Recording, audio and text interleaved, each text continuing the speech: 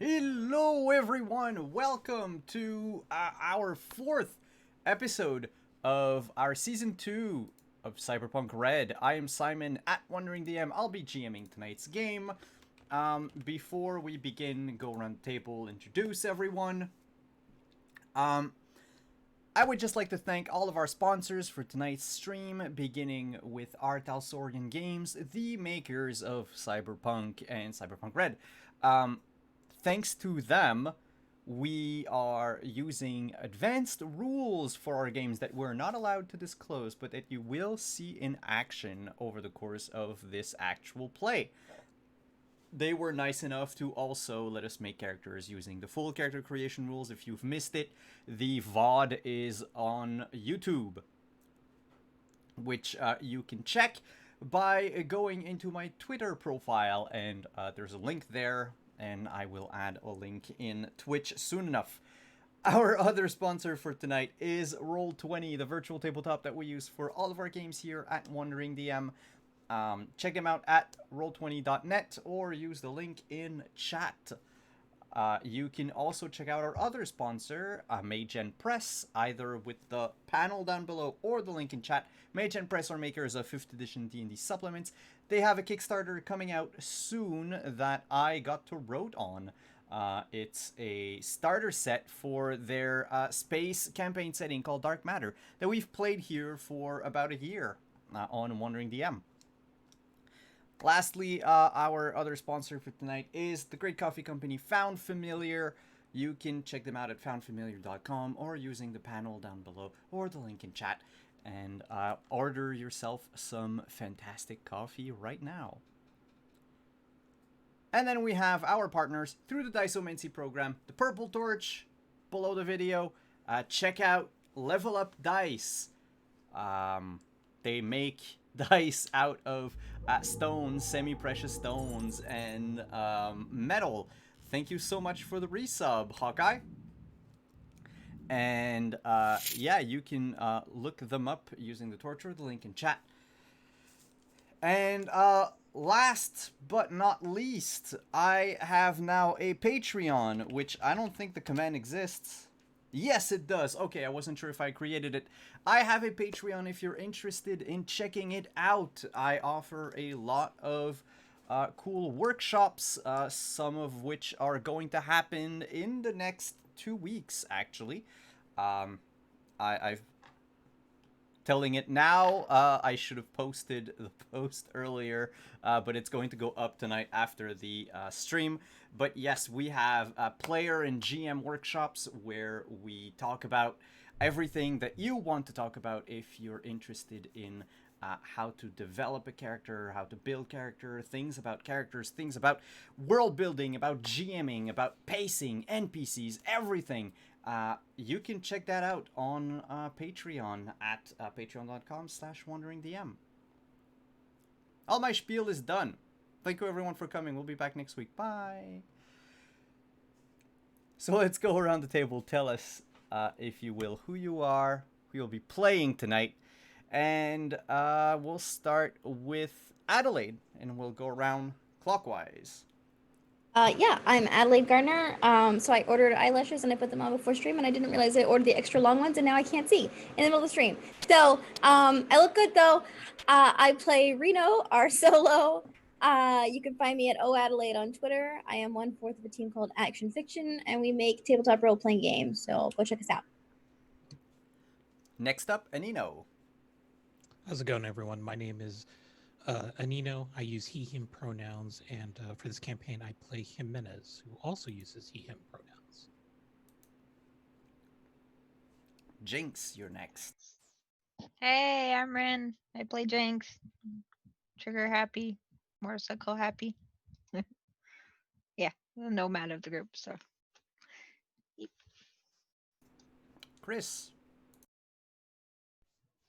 Hey everybody, I'm Chris Geary. You can find me on Twitter at Chris Geary, and I play, my pronouns are he, him.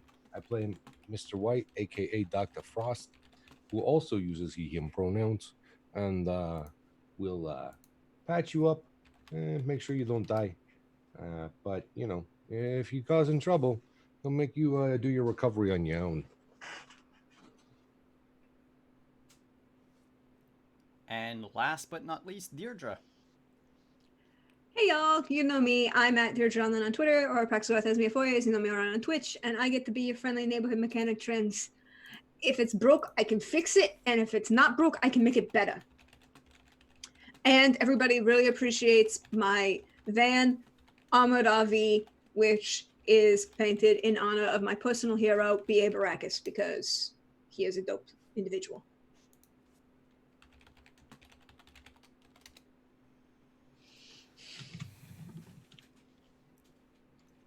All right.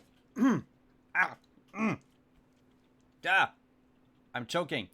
I'll survive. Water went down the wrong pipe 5 minutes ago.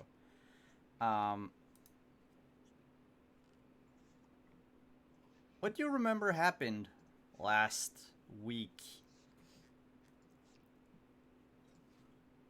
I mean, we know right now that you are on the road to Las Vegas, but why? Because we went to dinner with a really nice hairstylist who did Anino up real good, and that was a very pleasant individual. I kind of felt bad for leaving her apartment kind of a mess, but there were people shooting the ass, so there was that. Don't forget that Menez, flew basically 2 stories in onto a truck, knocking one of the gunners off and out, putting them out. Yeah. And then Mr. White had a very up close and personal conversation with that particular individual in a very pleasant manner. Yeah, my bedside manner is probably one of the better ones, but at least in Night City. I mean, it was totally accidental that Jimenez, ripped that guy's arm out of his socket. Totally an accident.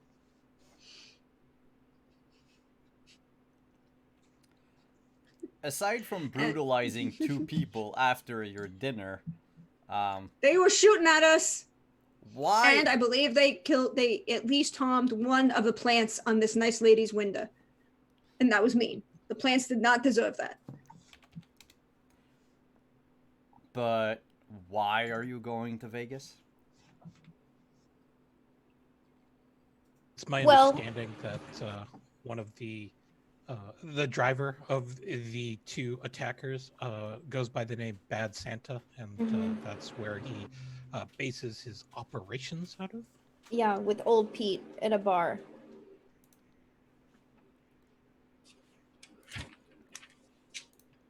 I think doesn't Bad Santa know somebody that we know? I don't know. The Somebody. only thing I heard. I don't know, maybe not. The only thing I heard was that apparently somebody is saying that it was Santino, or somebody named Santino, who was putting a hit. Was saying that IC was sitting that hit at us for $200K a pop, which I don't know that I believe. Also, then somebody actually said it was Bruce who worked with Santino who actually said that, and I'm sitting there going, well, Bruce is an asshole, so I could see Bruce saying that. But I don't know that that's actually true, because I don't know that Bruce would know anybody in IEC to actually know what would actually fuck goes on.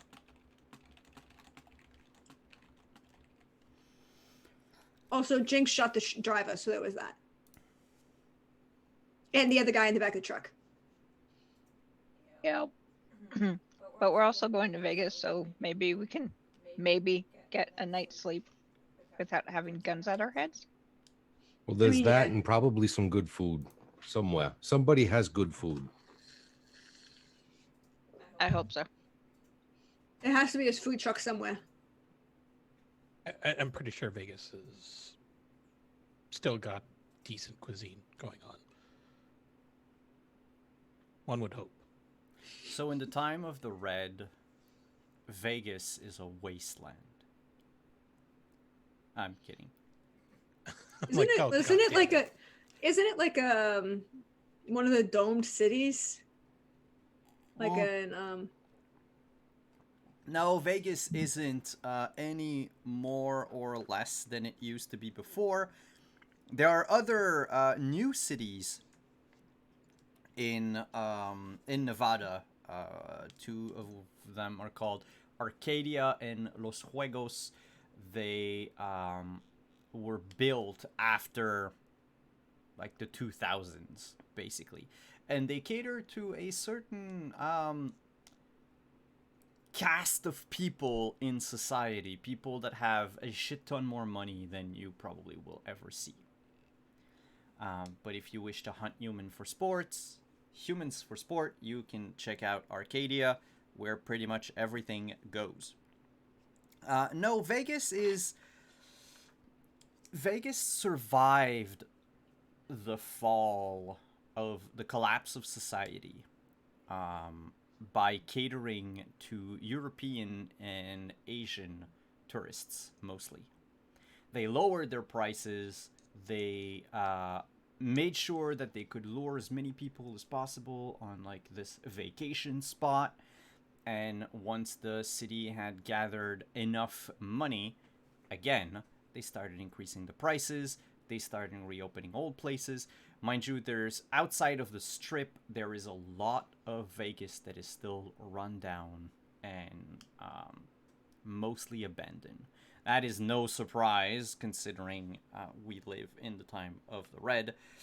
But the corporate wars didn't really affect Vegas, which is not a hub for corporations or because I really don't think that I really don't think that even Arasaka or Militech are stupid enough to take on the five families. Vegas is still what it is in our world, if not a little more dystopian. The light pollution is about the same, which is why as you're leaving Springfield, you can even see the glow in the distance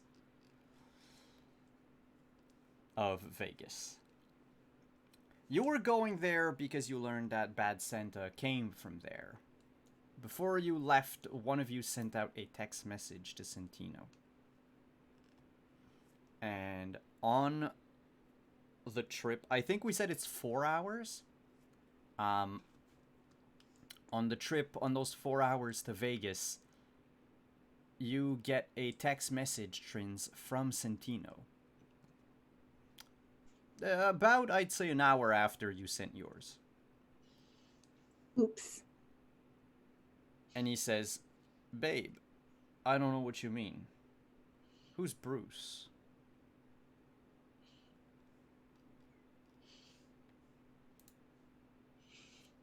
Well, Trins is driving.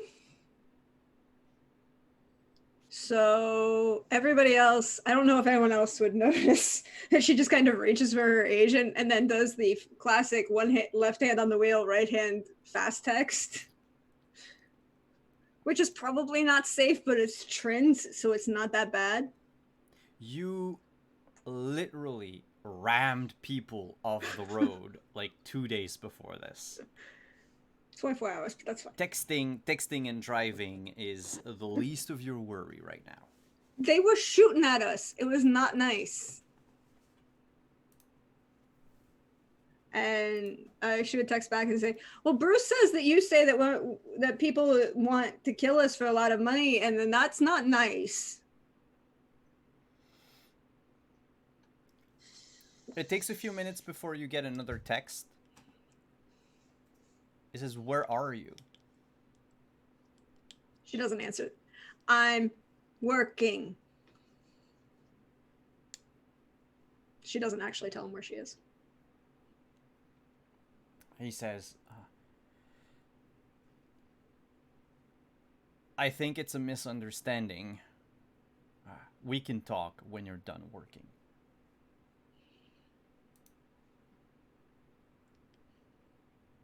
Okay. And then she puts the phone back and doesn't answer the rest.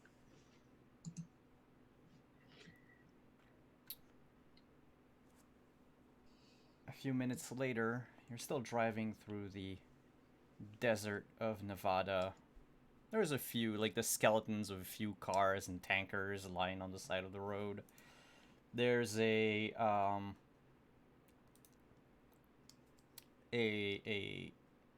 something that Jinx would identify as a nomad cairn. Basically a sort of burial mound of motorcycles and cars and people,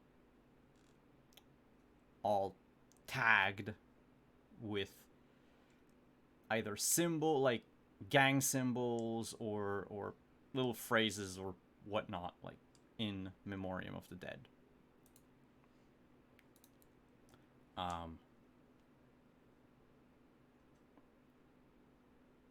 At some point, you spy a coyote in the distance.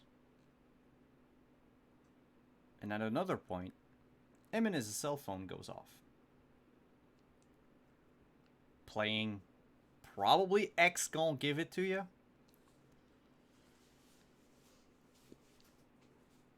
I guess he'll pick up. Doesn't have anything else better to do on this trip.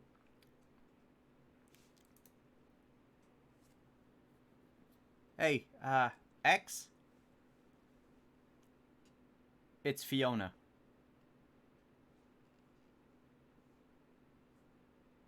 Oh, hey, what's going on? I heard you had a thing with Sandman in Springfield, right?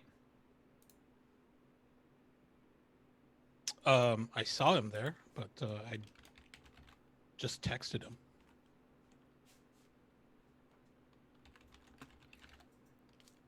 Ditch him. Ditch the promo with Sandman. I got something more interesting for you. Okay. The Las Vegas Luxodome is holding an NCW pay-per-view event. I'm looking for a tag team partner. What'd you say? He doesn't even hesitate. He's like, yeah, let's do it. Are we just going to do the thing that we did back east? I feel like we should introduce the West to a bit of East Coast hospitality. That's fair. Can you get to Las Vegas tonight? I know you're in Night City, but... I don't think that would be a problem. Alright, good. If you need to take an Neurodyne or whatever, let me know. I can make sure NCW covers the costs. Fantastic.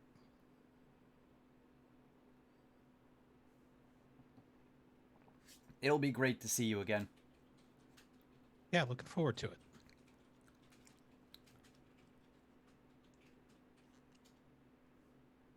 Okay, I gotta go. All right. We'll just hang up and just seem to relax a little bit more. And he'll just say, hey, guys, I don't need to go back to Springfield. It looks like they've decided that they're going to move me up to the main roster. That's the big leagues, right? Maybe one step down from the big leagues. Oh, baby's a star.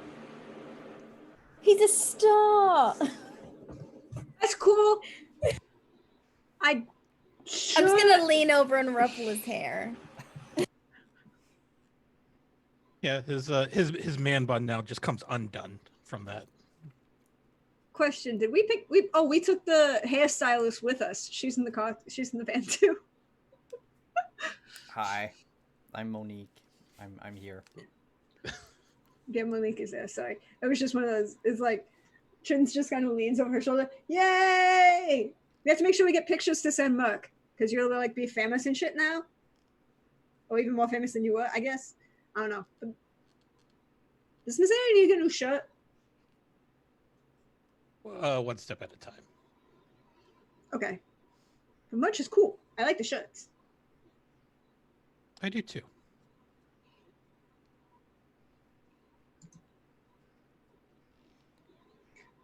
So is there a particular place that we need to go in Vegas? Because I was just going to look for a motel and, park it there. But if you're supposed to be somewhere, then we should, like, are we going to the Sands? Because like if we're going to the sands, I need to change and I need to get ready to take pictures. Sands. Yeah. Dude, do you know how cool that place is? Frankie played there. And Sammy D? It was like 100 years ago. Yeah, but the music still rocks. I just want to say Reno right now is just math woman GIF. Just no idea. Adelaide doesn't know what's going on. Reno doesn't know what's going on. Well, what time is it right now? I mean, I the figure that- Sands has been closed for decades at this point. I mean, I don't know. It was still open in 89.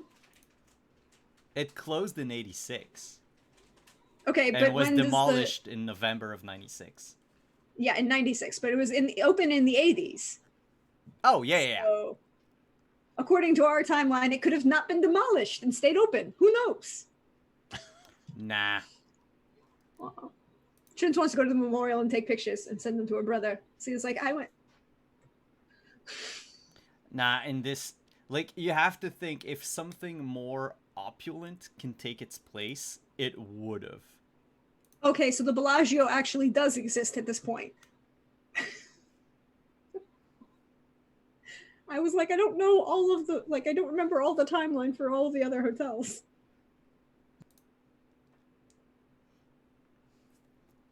But, no, the place that Fiona mentioned was the Luxodome. Is that adjacent or a part of the Luxor Hotel? It's adjacent to it, yeah. It's Okay. next to the Luxo Square. So it's just, The Luxo Triangle. I don't know. I tried. No, We'll it's... go to the So it's next to the Luxor? Okay, Yes. we can hit the Luxor. It's a new construction. It's about just a decade old. You would have maybe heard about it through like Scream Sheets or even the web. It's this new like all-in-one venue for concerts, sports, events of whatever. They hold blood sports there. They hold just wrestling matches, boxing matches. They have a roller derby, like professional roller derby rink. They have a bunch of stuff, and it's all... The only thing they don't do is combat cab. But it's like the new Madison Square Garden. Sort of. Back when the Madison Square Garden was actually a thing. So the question then becomes, who is their permanent in-house resident concert performer? Because, you know, if we're talking about the Garden, that obviously is Billy Joel. If we're talking about Vegas, you know, you're looking at Celine Dion or a whole bunch of other people. So who is the in-house? It's actually... It's Carrot Top. It's No. holograms of their previous resident artists. Okay, so we got a Rat Pack performance. We're going to the Rat Pack performance. I'm buying tickets. I will spend my own money to buy tickets to go to the Rat Pack performance, and I will force you all to come with me. As you banter the day away, you approach Las Vegas itself. I mean, we left after dinner, so it's like midnight when we get there? 1 a.m.? I'd say midnight.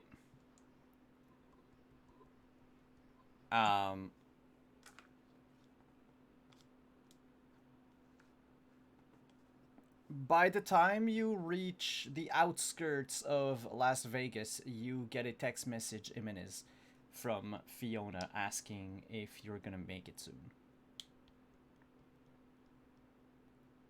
You're muted. He'll text back, just pulling in now. She sends you the word Luxor and 213. So just type, do you mind if I bring my friends with me? Sure. Smiley face. Awesome. And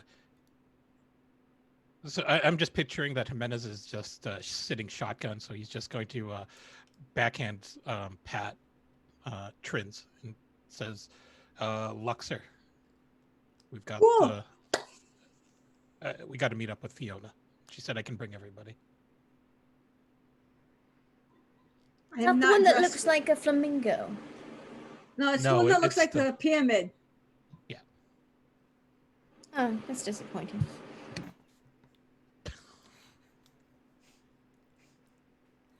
Wait, is there an actual hotel that looks like a flamingo? Yes, it's called the Flamingo. Oh, wow. My knowledge of actual Vegas is very limited. I mean, the flamingo there's like a modern section of the flamingo, but the traditional section is like there's a flamingo statue. Imagine just a street that's littered with pornographic playing cards. That's it. That's Vegas. Are there wrong. rarities? Like, can you trade like 2 uncommons for a rare or some shit?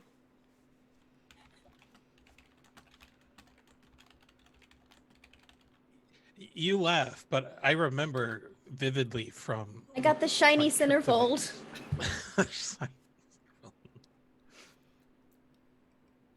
You laugh, but I remember the time that I went with friends, and I came back to the hotel room, and they were sitting there trading hooker cards, which is what those cards were. I mean, Not What good. happens in Vegas? Apparently, don't stay in Vegas very long. What happens in Vegas gets told over stream. overstream to an audience of people and will stay on the internet forever. So that In said, the most private way possible. so you approach the Las Vegas Strip. The closer you get, the more you realize that both people and vehicles go from being run down, cobbled together, to like sleek, clean clothing, fashion wear, hover cars, sports cars. There's there's an incline in like the amount of wealth that people have the closer you get to the Strip. And after a little while, you do not see anyone who don't look like they have thousands of Eurobucks to spare. You, with your armored RV, park in front of the valet parking. No? I will pull up to the valet and let everybody out, but no valet touches this ride. The valet actually asks you to hide your thing out of I don't know why you're complaining so much about my ride. Looking at that, that's obviously hawked and that ain't gonna go nowhere. She kind of makes a snarky comment about one of the cars next to her. Please. Park in the lowest level of the parking garage. Not a bad name for it, the thing. Works.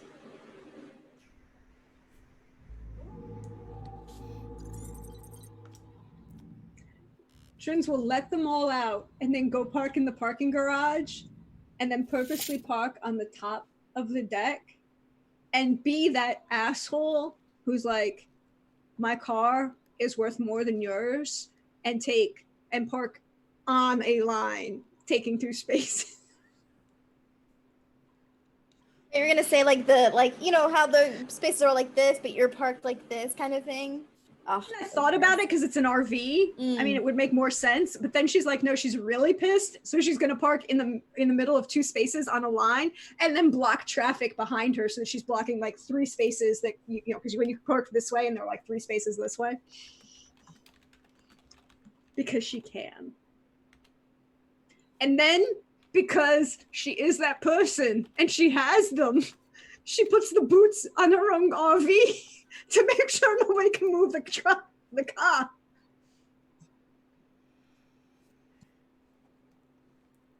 Just gonna crack the windows for Dutch. Give him a little dish of water.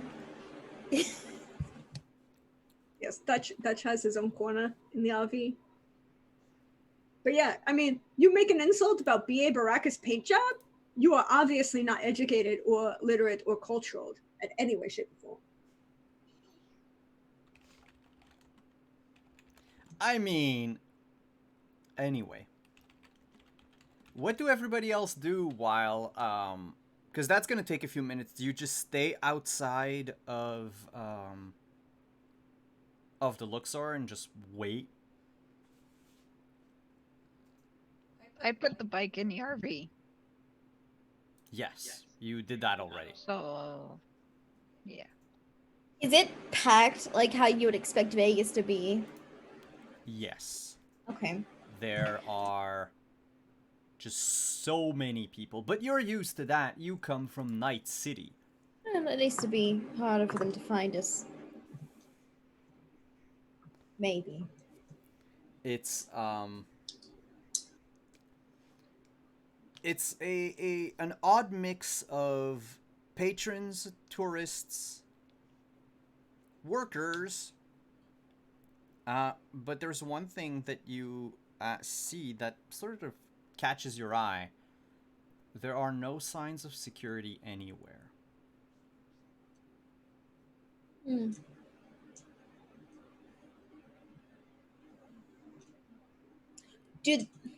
Okay, so there's no security, but are people armed walking around, like clearly armed? More or less. You'll have your like pistols on a lot of the people walking around. Those that actually have money to spare also walk about with a bodyguard or a solo next to them. Other people, you look at them and you presume that they must have some sort of hidden weaponry. Okay. But it's not like, it doesn't seem uncouth to be visibly armed. No, but you do attract the attention of a lot of people since you are more armed than your average person on the strip. That's true. I mean, you're shouldering an assault rifle. Yeah. I mean, I'm wearing mostly black and blue anyway. I'm gonna stand to the side of the group, I guess, almost like as if I'm posing as like I'm their paid bodyguard kind of thing. And I don't know. Maybe that'll pass more. There's a person that shows up while you're waiting for Trins to be back. Dressed in a white shirt with a black bow tie. They have a sort of a scar going from the top of their forehead across their eye down, but it looks clearly like an artificial scar. The eye itself is yellow and it moves erratically. Zooms in and out like a sort of defective piece of cyberware. But he approaches you and hands you, to each of you, a little heart-shaped pill. He says, courtesy of the house. Courtesy of the house. Courtesy of the house. Courtesy of the house. White.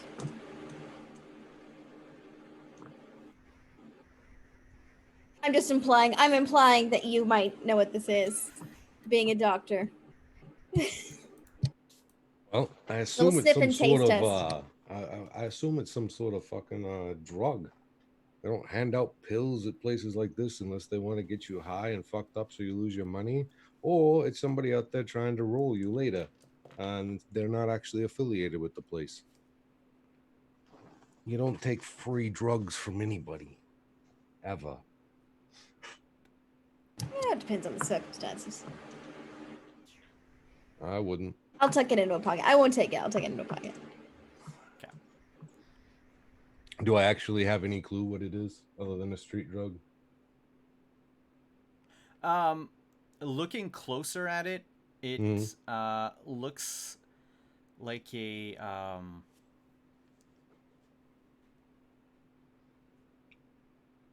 cheaper version. So like, think of it like these like heart-shaped like Valentine candies. But upon closer inspection, they're marred with these tiny, tiny blue dots in them, like blue sand. It's blue glass, but cut with a lot of candy. So it's probably not, as dangerous, but it still is.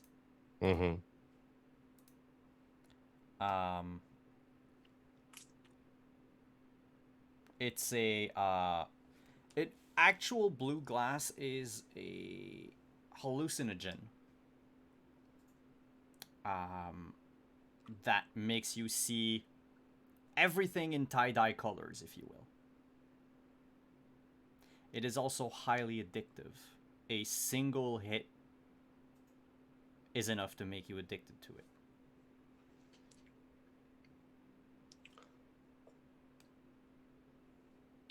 If you keep it, you'll have to find a dealer.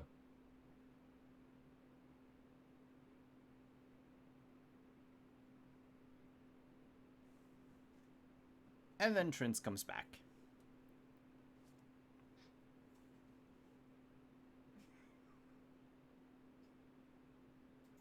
You look happy. What did you do? I parked the car. Yeah, okay.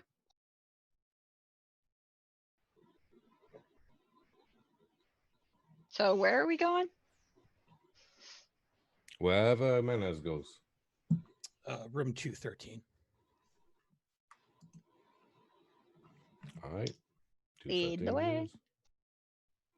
Trince is skipping, and by this point, because she's tied, she's taken the coveralls and tied them at her waist, and she's just got the tank top, and she's skipping her way to the elevator. And you would probably see for the first time the tat on her shoulder blade that lights up, because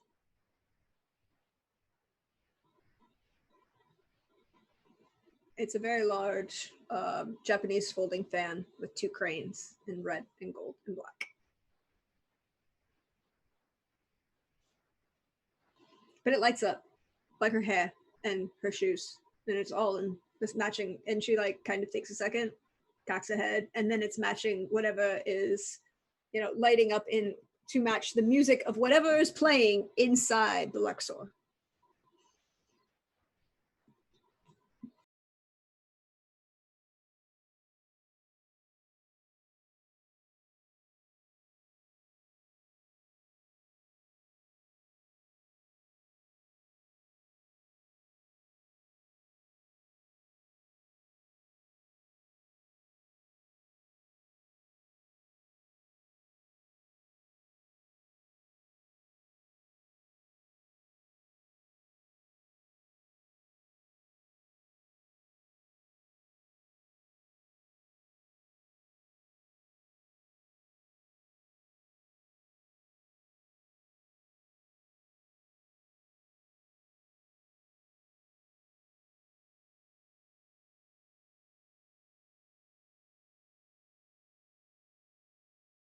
Simon, you're muted. God damn it.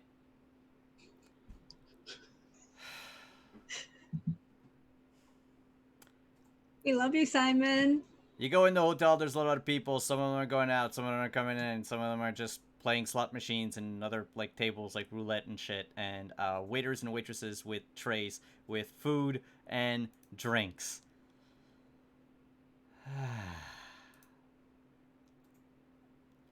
I apologize for this.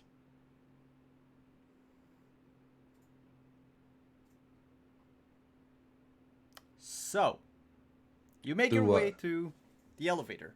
Yes, Mr. White? Yeah, do any of the like waiters and waitresses, are they carrying cigars?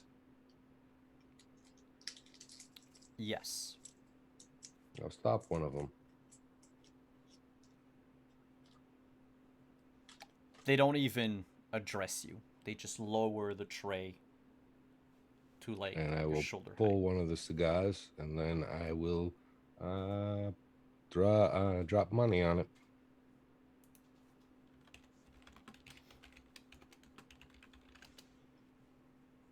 The person lifts the tray back up and keeps walking.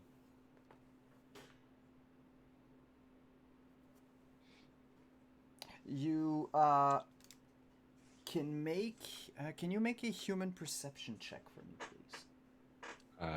Yes, I can.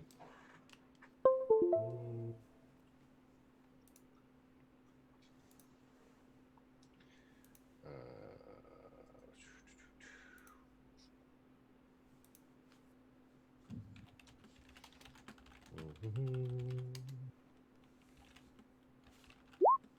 16.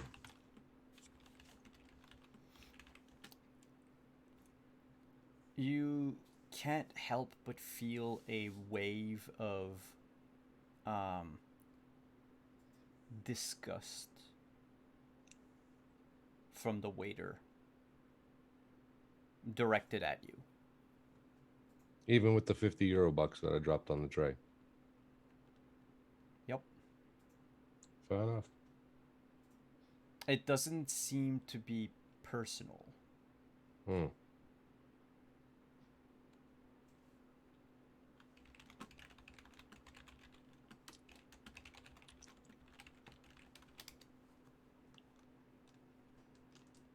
You make your way to the elevator, unless anyone wants to stop another waiter.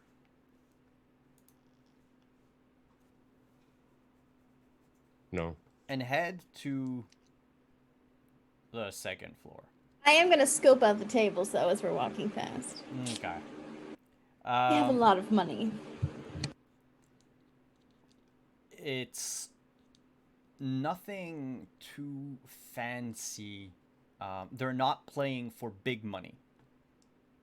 Mostly these people are playing for enough money, enough bucks that they can leave the hotel casino and go into a bigger one to gamble that money.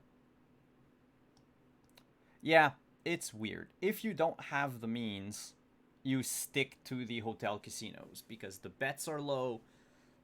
The apparently chances of winning are higher, but that's just urban legend. However, a lot of the like higher end casinos require you to pay a certain fee just to go in. So if you want to swim in that upper class lifestyle for an evening, you need to earn enough to be able to afford losing more money.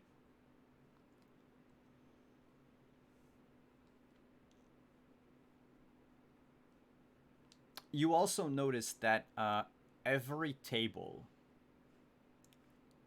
has a weapon, rifle, pistol, shotgun,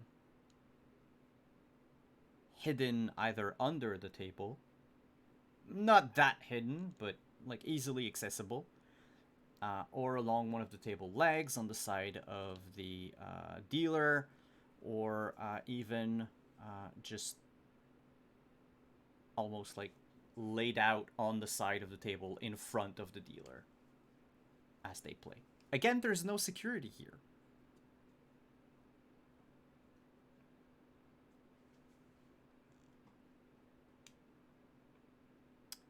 You get into the elevator, go to the legendary second floor. Because she couldn't really afford to get penthouse or anything. And you make your way to room 213.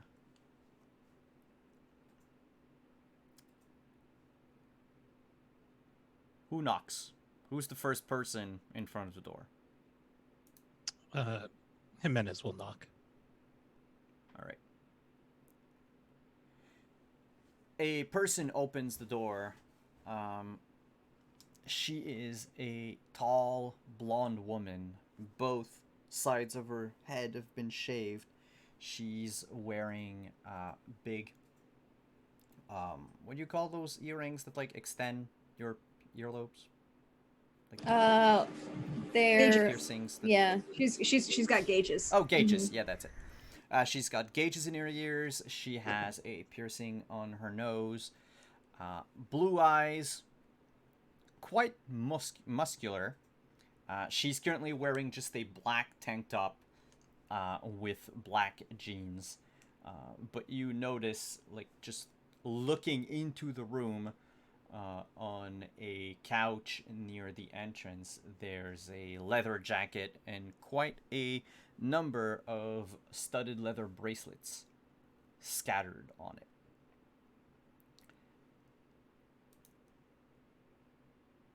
Her face changes from a neutral emotion to a smile when she sees Jimenez and says, "Oh, X, come on in. I suppose these are your friends?" Yeah, we carpooled here. You carpooled here. Okay. Come in, come in. Hi, it's really nice to meet you. I'm Trent. Hi, I'm Fiona. I'm Drinks.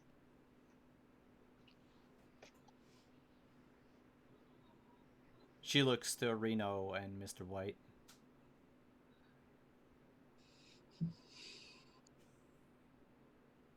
You can call me Mr. White. It's nice to meet you. This your girl, X? No. We dated a while ago, but no, we went to the same wrestling school. Just nudging whoever's next to me, like, right. Totally Trent, and she's like, yeah, right. Right.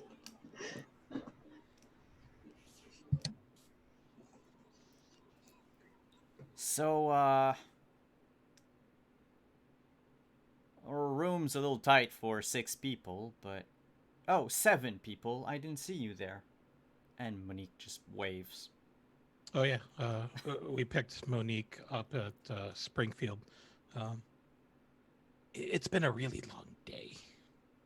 She's the stylist. I'm just the driver. I'm probably gonna sleep in my car because I need to protect my car. Same. I need to protect my cat.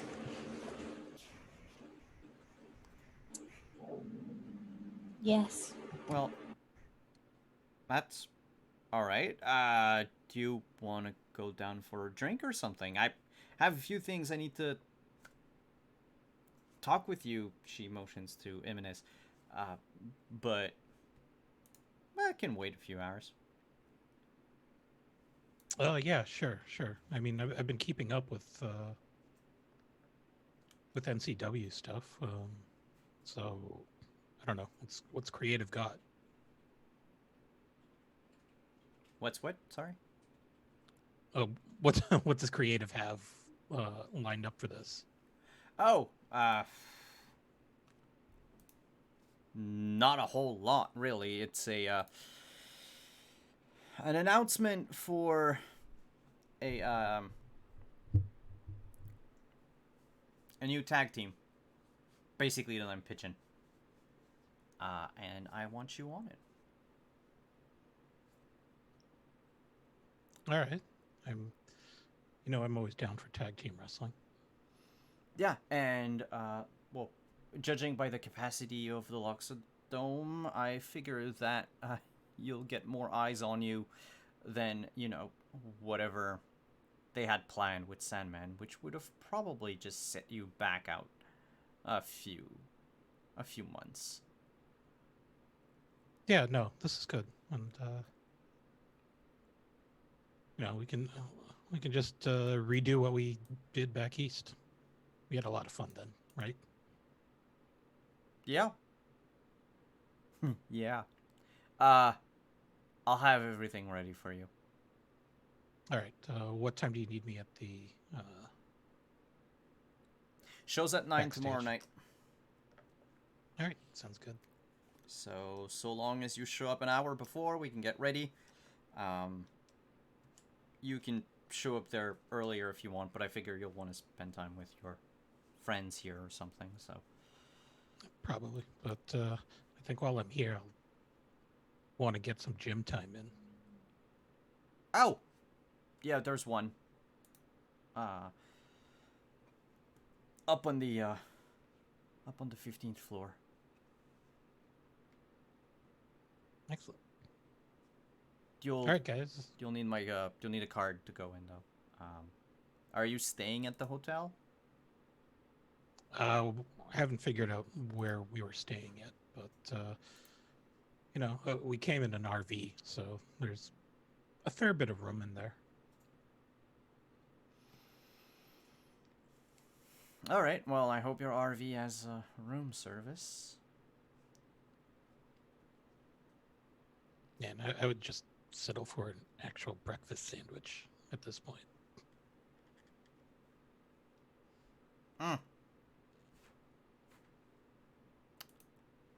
It's been a long road, hasn't it?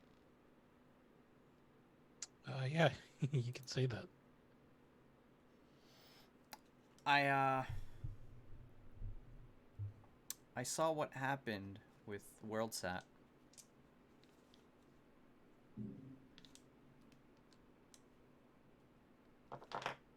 You getting political, or?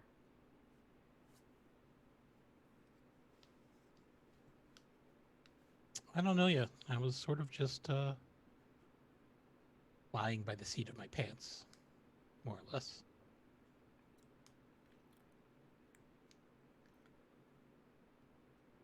Because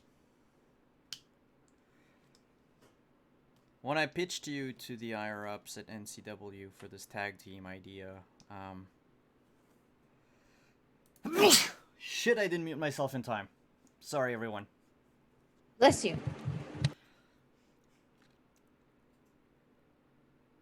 The only thing that they wanted to make sure was that you wouldn't be bringing politics into the organization.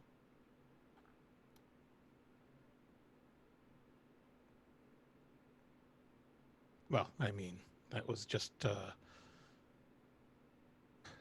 I don't know, Mr. White, how would you put it? That was more of an appeal to the common man, a way to endear himself to the audience and raise his profile online in order to get that the viral attention. And it went viral. Oh boy, did it go viral. It did. I mean, I wouldn't be here if it didn't, but it was just a perfect storm of things, and you know, I'll work with whatever I got, more or less. Cool. But you know, we've always been, as a tag team, pretty rebellious, anti-authoritarian. Yeah. Yeah. Oh, we can still be. It's just, you know, things have to be approved first. We don't want to get shut down or anything.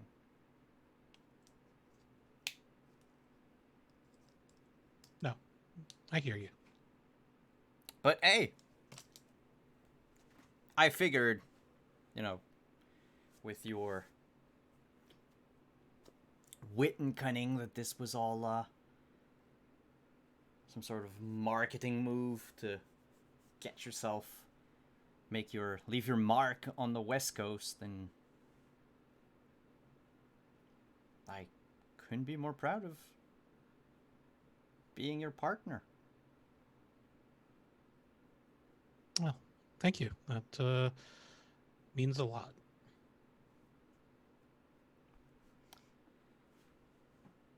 So, get some rest. Try not to get into trouble. I'll see you tomorrow night. Sounds good. It was nice meeting all of you. Now, if you don't mind, I need to hop in the shower and go to bed. I have a lot of things to do tomorrow. Have a good night. It was nice to meet you. Good luck in your fight tomorrow, I guess. I don't know. What, you're not going to watch? I am going to watch, but I don't understand. Is the appropriate thing good luck in the fight or good luck in your performance? I don't know what the appropriate, like, so like I know for acting you say like break a leg, but it's not really acting, it's wrestling. But at the same time, it's like not really like fighting because you already know what's going to happen. So it's kind of like acting. I don't know what the appropriate thing here is. I won't need luck tomorrow. I have M&S. That's true. That's good. I start pushing Trins out before she keeps talking, How romantic. because we'll never leave.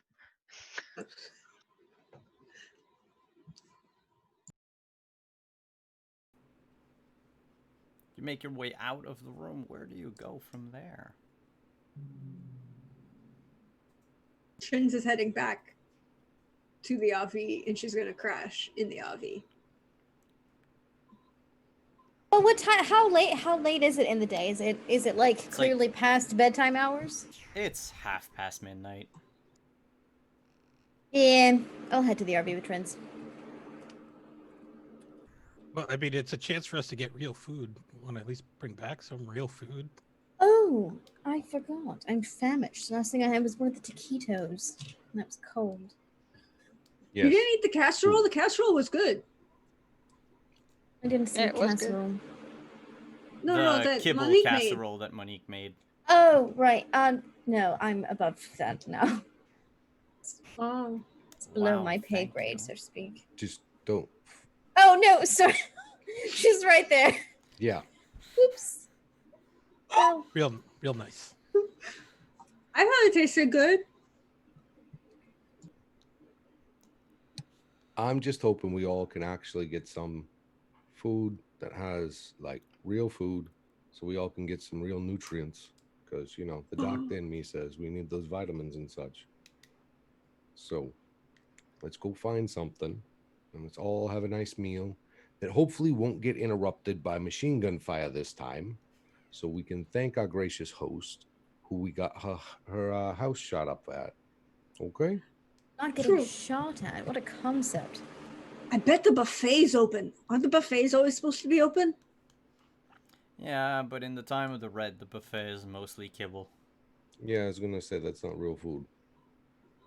Okay. You want to go to one of the higher-end restaurants of Vegas. We can afford a little bit. Like I- an In-N-Out burger. Really? I'm sorry, was I supposed to have a restrained response to that offer? Listen, I'm a Texan and I'm about to fight you, okay? Whataburger's a superior burger. Thank you. Thank you. That's it. I mean, That's why Whataburger is nationwide. Yeah, totally. In-N-Out ain't nationwide. Exclusive. In-N-Out ain't nationwide, and let's be honest, the superior burger of the two that are actually available to me is always going to be Five Guys.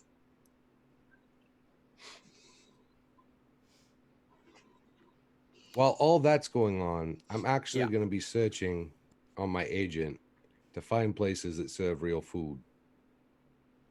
There is a French restaurant on the strip called Le Cirque. Yeah, I'm going to keep searching. That sounds Um, too pretentious to let us in. there's But a... what if there was Circus du Soleil like performed as you're eating in there? I'm saying they probably wouldn't let us in the door. I'm sure we could get in the door. I would have to change, but I'm sure we could get in the door. They seem nice. There's I a think we're high-end sushi place. Now you're talking our language. I've never had sushi.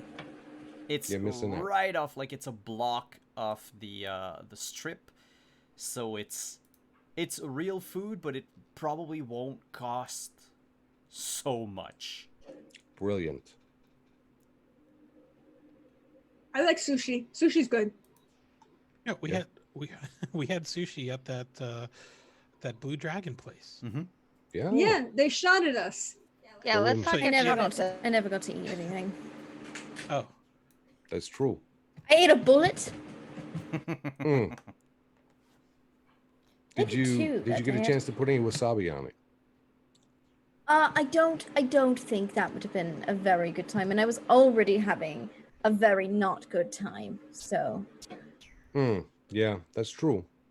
That's true. So I mean, I had a really nice Was chat it- with Mr. Kiyoshi there. I've got fond memories about sushi places. So you make your way to the sushi bar. Is it within walking distance? Let me pull up the strip map. no. Everything looks like it's within walking distance in Vegas, but that's just because the buildings are huge. Fair enough. Yeah, Then I we don't know drive. if it is. Let's see. Directions from this completely fake place that nobody knows exists to to the Luxor. the Luxor Hotel and Casino. It's 4 miles. Yeah, that's not walking distance. Jeez. I mean, I've walked it. It's not that to bad. but you, I mean, that's just Not my Manhattan. morning jog. So Jimenez and Reno are just like flexing muscles already. yeah. Trins will go get. It's just like, I'll go get the car, and she'll run up to the parking deck, unboot the car, unboot the RV. You I are just take a lucky cab? because as you go up to the parking deck, you realize that there is a tow truck driving up the parking garage. Why are you touching my car? I put the valet parking pass in the front window. You shouldn't touch my car. My cat is brush up. Trins goes and gets in the car, and she's like not gonna get in a fight with the guy who does the tow truck because she's done that job and she feels sorry for him. But at the same time, she's gonna make a note about how the Luxor are cheap ass motherfuckers. And even though she put the thing to pay for the parking and made sure that it was gonna be hidden, she assumed that And you didn't say that- parked in the top level, and you parked over a line. looking at that fake Audi next to her doing the same damn thing. We'll move the car. We'll move it. We'll move. We're gonna move and look over at trends. We'll move the car. Yeah, And of course we're gonna move. I'm gonna pass a 50 over to the tow truck guy. Tow truck guy looks at you and says, "What car? I think I got lost." Exactly. Thank you. I mean, I did hear that there was No more talking. I just put my mouth, my hand over your mouth. Wait for him to drive away, and then I'm going to make Trends move this car. Hello? Yes. Oh, wow. Everybody froze for a second. Okay. Yeah, we get in the car, we move down. You move the RV back down, get onto the street, everyone gets in, people look at you very oddly. They just looks of confusion, like how could these people get lost? Are they lost? Is this supposed to be some sort of advertisement for something? You make your way onto the strip south? North? To go north. And, you get to the sushi place. which is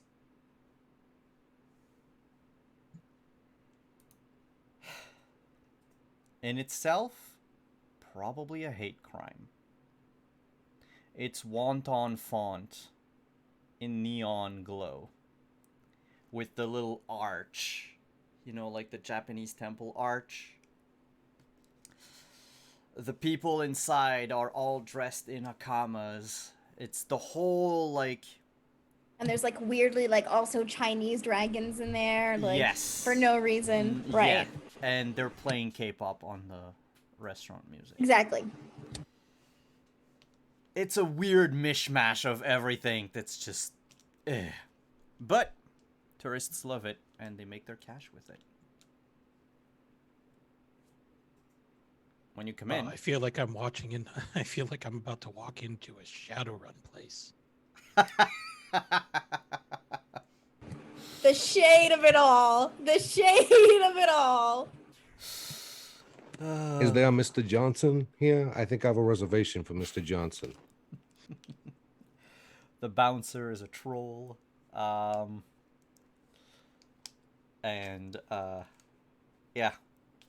No, but it's a very, like, Americanized version of, you know, what should be an Asian place. However, a sign catches your eye as you approach. It's all you can eat.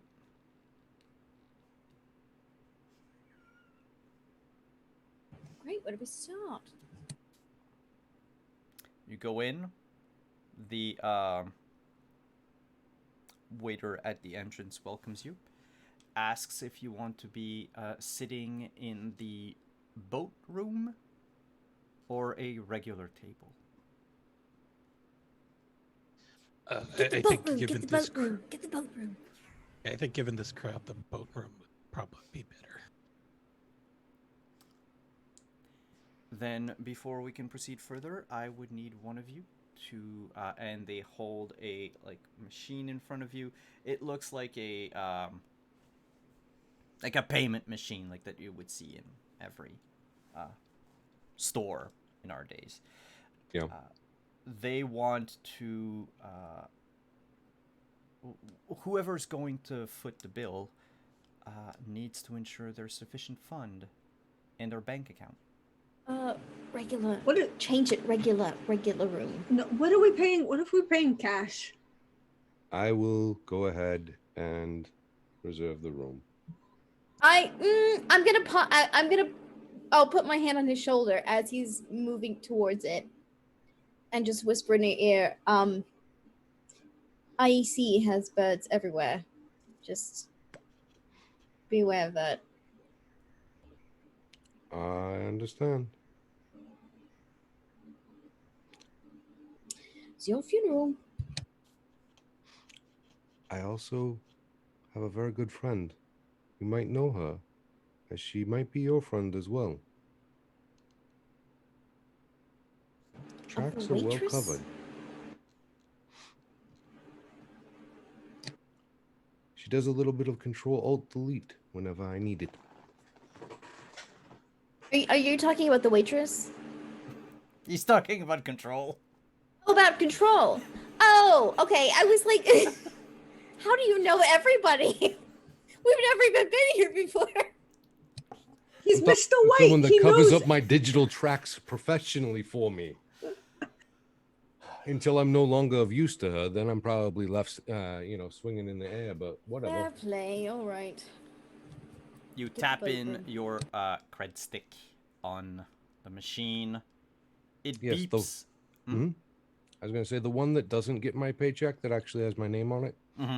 It's the other one. It beeps.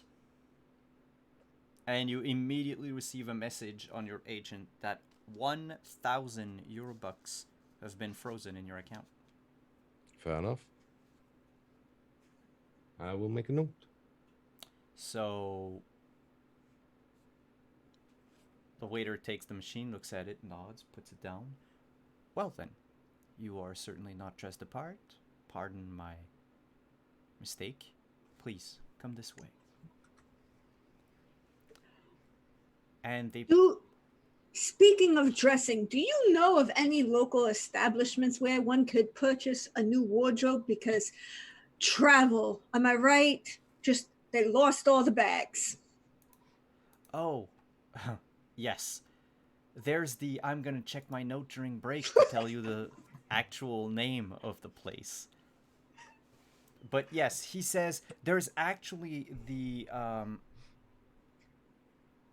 flagship store of. It's right off the strip down Sinatra Boulevard. Thank you so much. It's a Forever 32.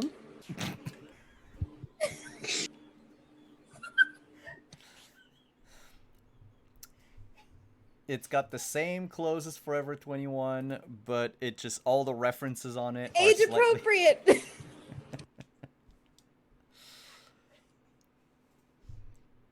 For the Instead of iconic juicy mother over the on the boat. go. Instead of juicy over the butt, it's just mortgage. Debts. Icon. It's the Icon clothing store. Flagship store of Icon. And also, if you would like to get a little lift and a few changes, you can also check Carson Mint. I'm sorry, but I do all my own work. We can tell.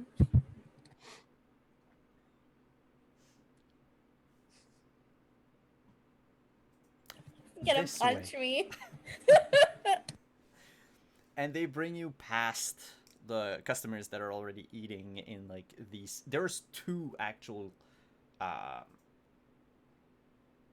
like dining rooms for the clientele. The middle, in between these two rooms, is the kitchen with counters facing like 360 degrees. So everyone can see the kitchen and is like equidistant to the kitchen. But they bring you down a side room that opens up. It's the moment you enter, the loud music from the main rooms is immediately cut off and replaced by a calming shamisen. There are a few little mats on the ground and a low table that is filled with water. It looks like a gaming table. You know those gaming tables that have like the indent inside? Yeah, that's filled with water. And the moment you step in, a small boat made of reed gently floats down onto the table from an opening on the wall. And on the top of this boat is a folded menu. In English or kanji? English with Asian font. Yeah.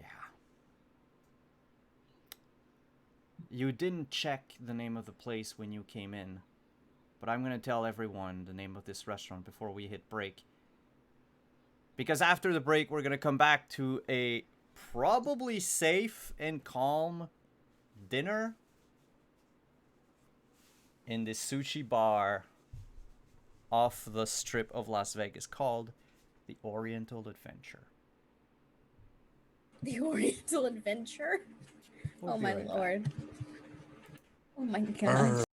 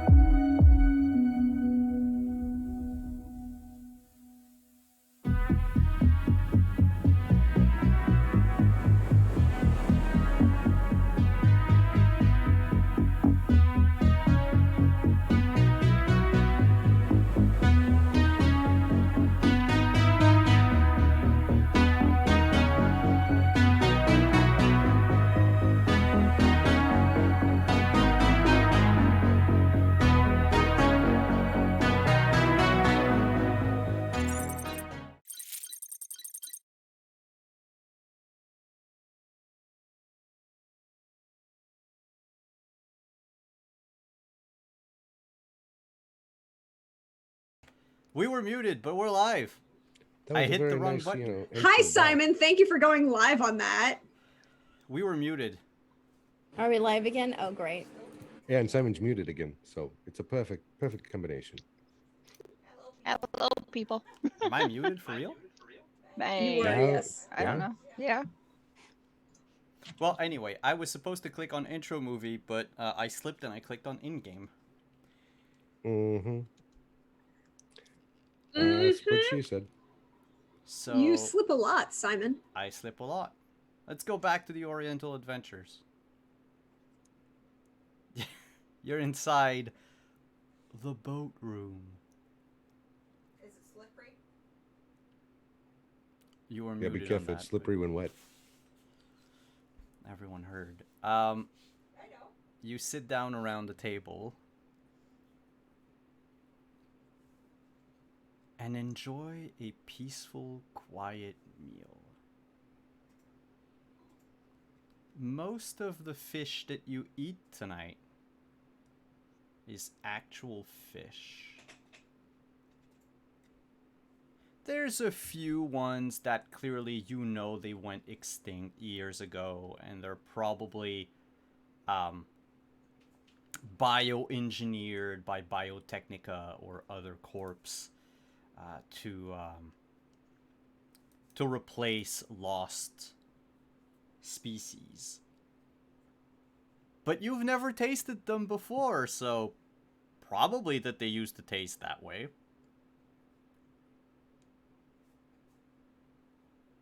It's just the rows and rows of boats carrying sushi and whatever else you order. So edamame. Yeah, like a full plate of it if you want. That's too much. I mean, for Dumplings. me. I mean, other people could have some, but you gotta get some greens. I could tuck it away. I just keep eating. It's not kibble. And all of a sudden, Deirdre became a chair. Let me just readjust the cameras. Apologize. We are in the middle of the end of a tropical storm, and so I had to reboot things. But guess what? No one comes gunning for you tonight. An improvement over our last dinner at a sushi restaurant. Yeah. No one comes close to dying tonight. Is Monique enjoying the dinner that we bought her as a thing, as a mea culpa for having her place getting shot up? She is trying a lot of different pieces. But as someone who was raised and fed on about nothing else but kibble, Mm-hmm. everything tastes weird to her. It's the, her having grown up tasting the artificial flavors of whatever sushi she's eating right now versus the actual taste of that food. But is she enjoying it? She seems to be enjoying it. Good. She doesn't talk much during the very, very late dinner.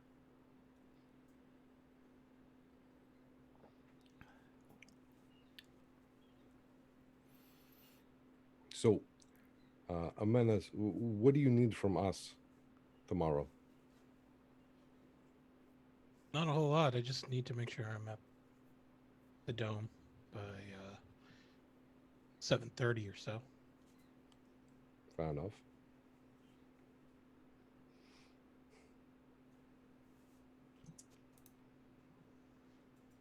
You're gonna have enough sleep? Eventually.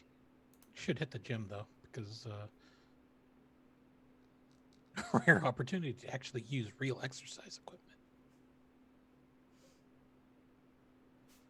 You're coming with me to work out, right, Reno?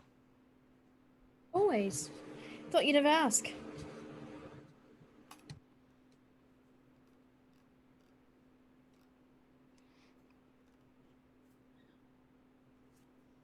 And you're gonna work out. We're gonna catch a show.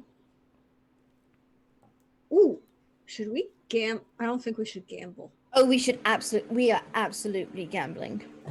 Yeah. Oh, Yeah, somebody in want to go with Rome. me to? Somebody want to go with me to like the Elvis Wax Museum? No. No. You said want. Don't ever say want. Okay.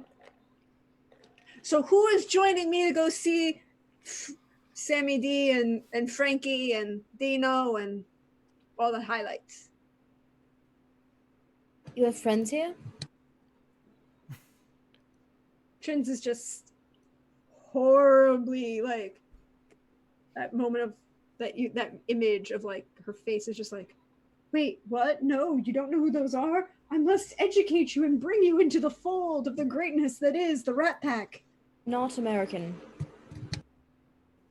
Well, there's no reason not to know who Frankie, Dino, and Sammy are.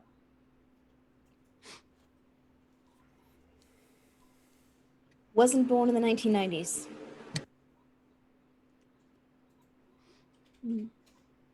Also not a Frank Sinatra, Sammy Davis Jr. and Dean Martin. The Rat Pack. I think, Trins, you're just going to have to accept the fact that you were born in the wrong century. It all sounds very quaint and retro. Is that like one of those retro things that people hold on to? Possibly. Comes back. Seems like it. Fair enough. I mean, they were the original bad boys of music. I believe you.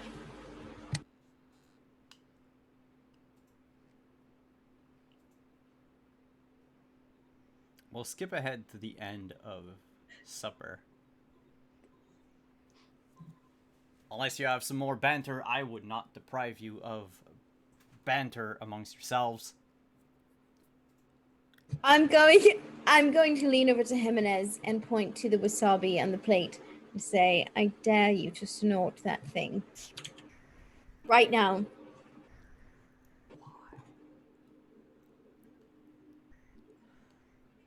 I mean, I know what it is. It's not going to be a big deal. And Jimenez just does it anyway. I was going to pay you, but it's fine. It stings. Burns like a bitch, I assume. I've never snorted wasabi in my life, so I don't know. But here's the important question. Is it actual wasabi or dyed green horseradish? It's probably horseradish. It's horseradish. It's not. We're not in Japan. I don't think anybody. Well, it's Especially bioengineered wasabi, but it's not real wasabi. However, when Jimenez does that, there is a slight knock at the door.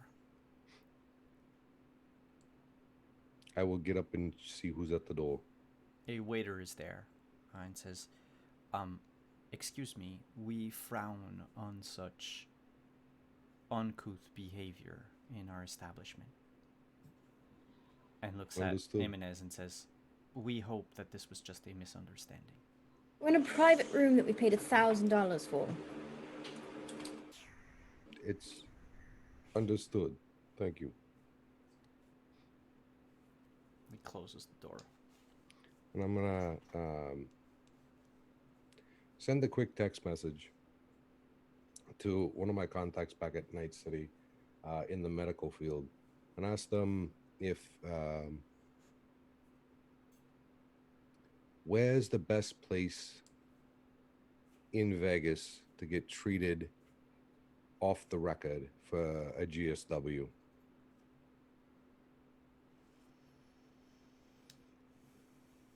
Off the record.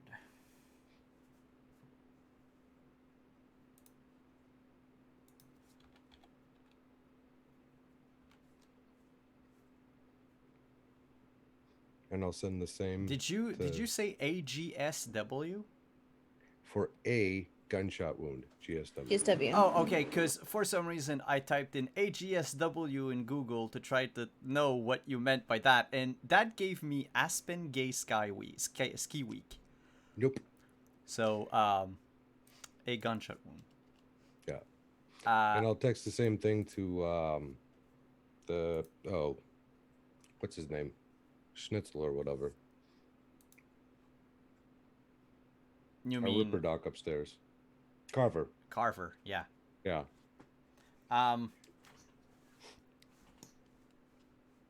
You get a reply not from Carver, but from your other contact.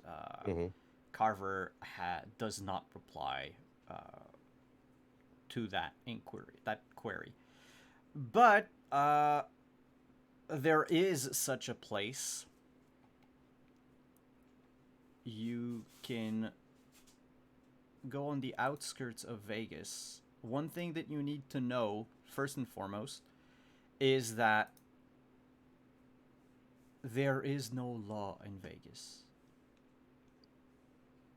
Short of public murder, you can get away with anything. Gunshot wounds aren't rare, neither are they something that will raise a question. I just don't want it on the record. That said, you can go to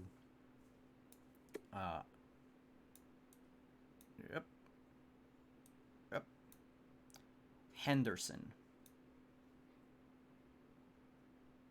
Henderson is probably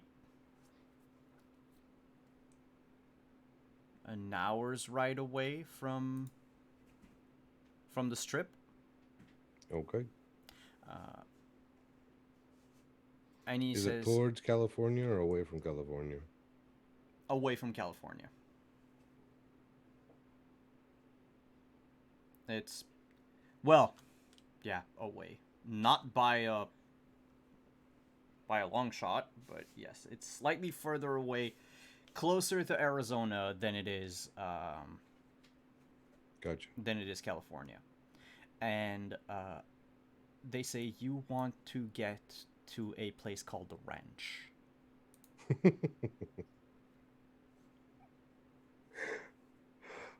Okay. Ranch, R-A-N-C-H. I Yep. hear you. Uh-huh. Okay, I just put that. Does it have the word bunny in front of Yep. it? No, I think it has the word Mustang in front of it. No, I'm pretty sure it has Hold the on. word bunny in front of it.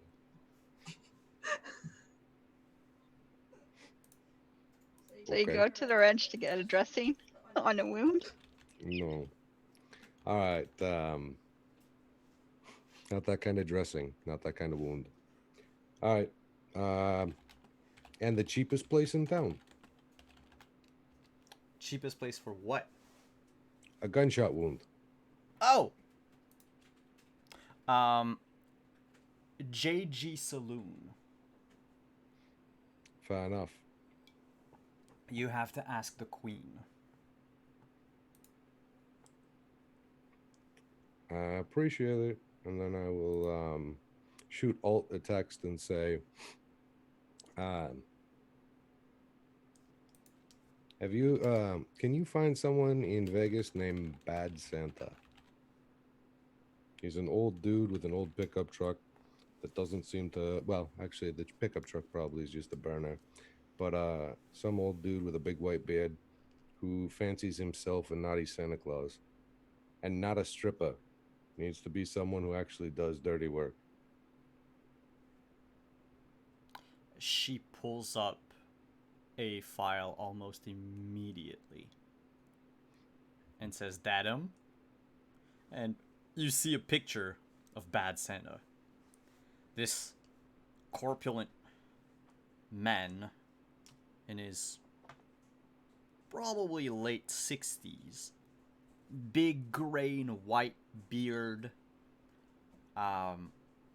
bald, an ear full of earrings, and a missing eyebrow over his right eye.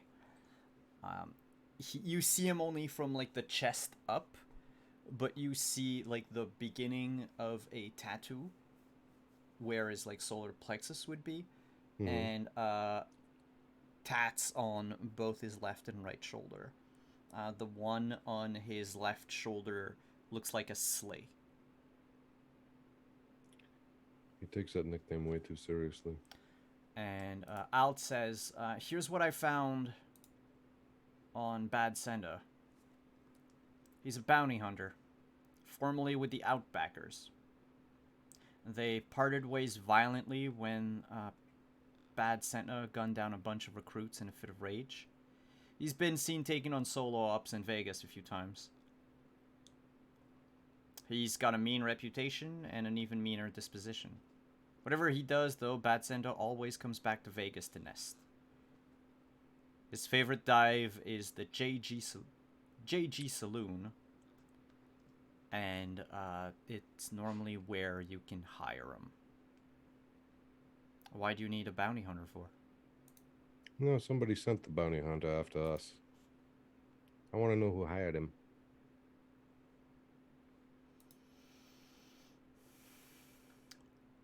I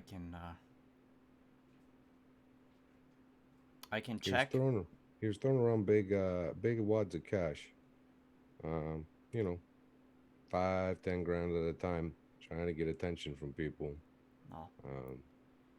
Much like the Outbackers, Santa takes only on analog contracts, nothing digital. No, but he probably has some sort of connection to the Queen at the JG Saloon if she lets him take jobs there. I want to know that connection. I'll hack into the security cameras and try to see if there isn't anything juicy. Appreciate it. And hopefully there'll be some answers to whatever's going on so I can make some more headway on that code. But until then, I'm just going to try and stay alive so I can pay off my debt. Take care of yourself.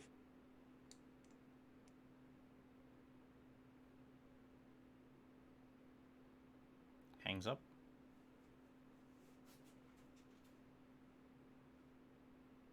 I'll go back.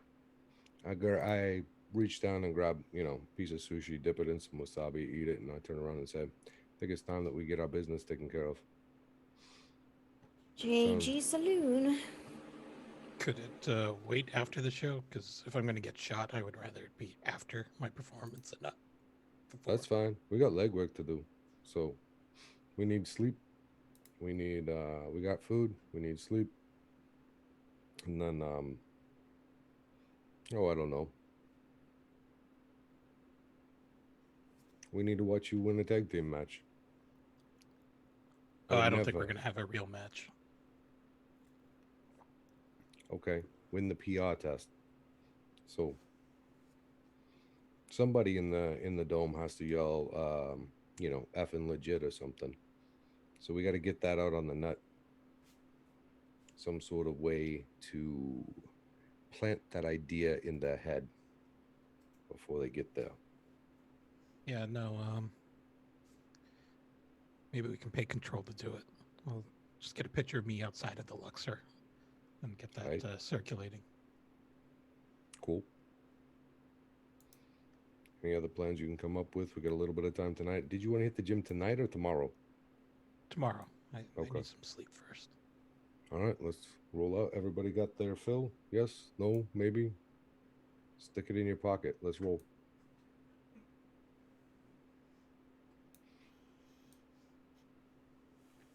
You leave the restaurant and make your... Prince grabs a pack of matches from the hostess stand as they leave.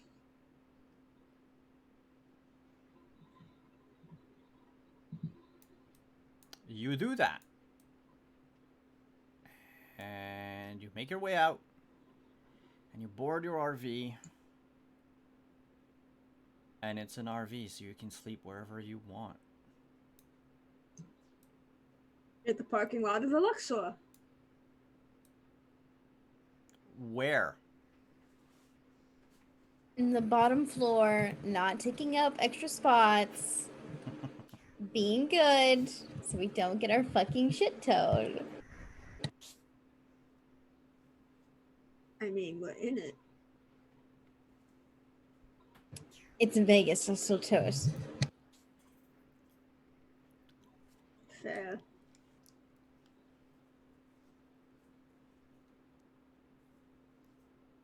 You drive into the lower level of the parking garage, where other cars similar to yours are parked.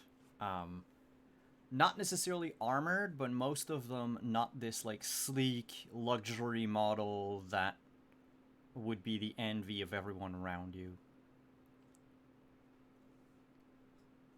You park, you shut the lights off, you go to sleep, and you wake up the next morning. Surprisingly alive. Your car untouched. You wake up to the sweet smell of barbecue sausages.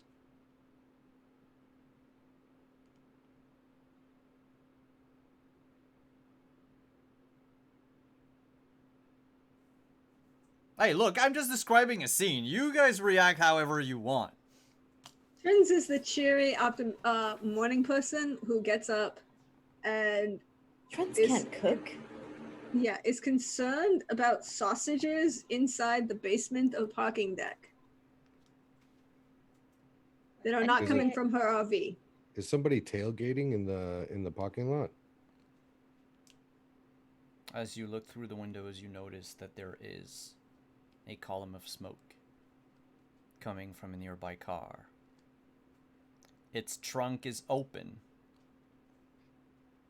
And if your windows are cracked even the slightest, you would hear the crackling and popping and sizzling. Sizzling is the word I was looking for. Of meat on a grill. It's somebody's dead. Somebody's burning on that grill right. No, human flesh smells like bacon. That's You adjacent to sausage. Thank you, Trins.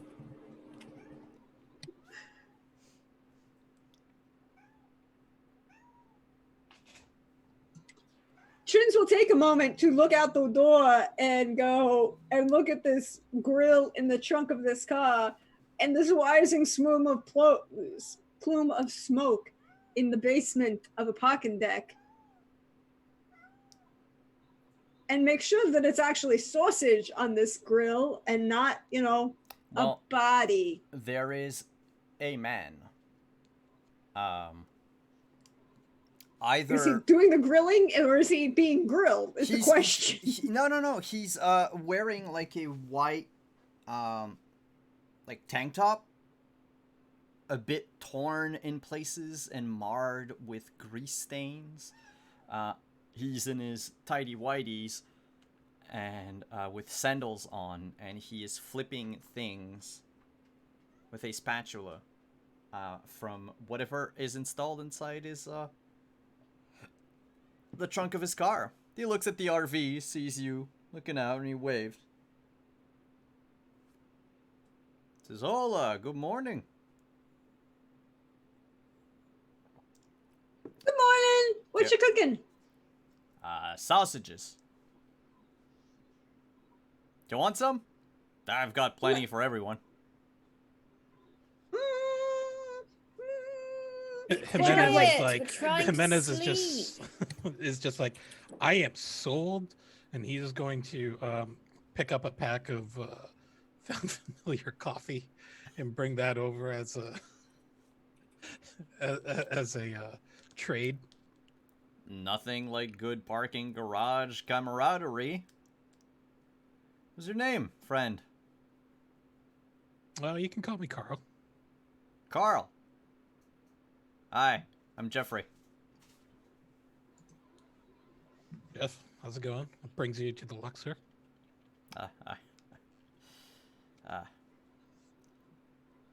burning the rest of my money away so that my ex-wife doesn't get any more from me.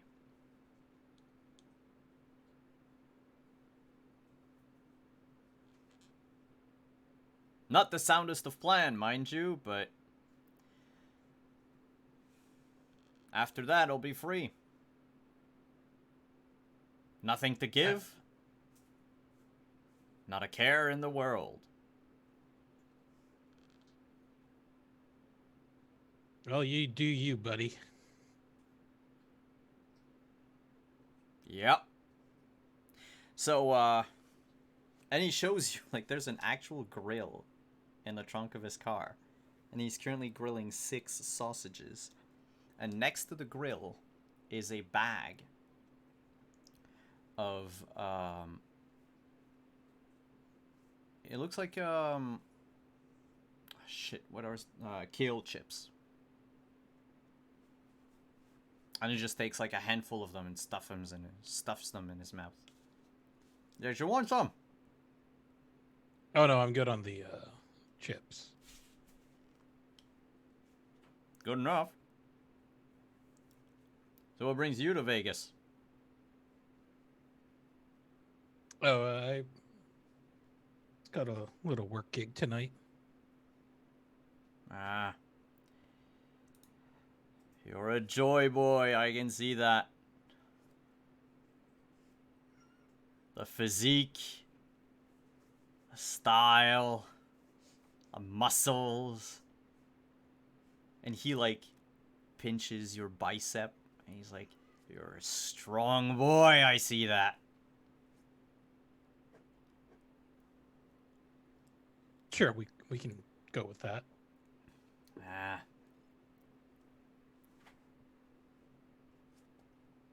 Hey, do you think I can make a career as a joy boy?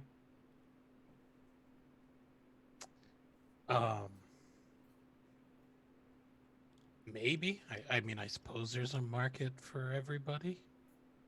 Yeah. I guess it's a very, like, niche fetish to mid-40s Midwestern American divorcee.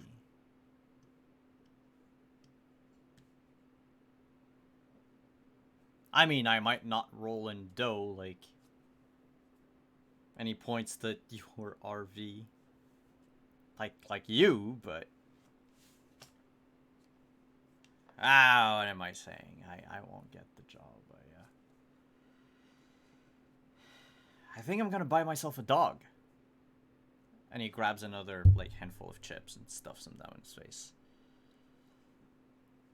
Well, it's nothing like a fine animal companion. This RV is actually not mine. It belongs to an associate. Oh. It's okay, I get the street slang. You mean your pimp?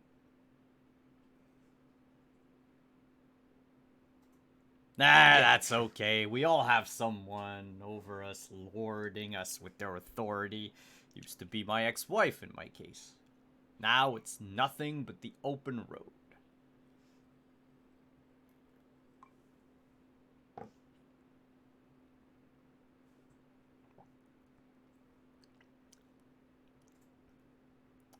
So, sausage? Oh yeah, you got a roll around here? Got what, a roll? You know, bread.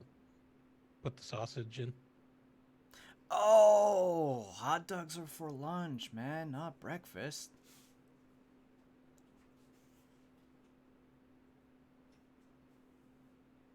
That's okay. Look in my back seat. I probably have a loaf or 2 left.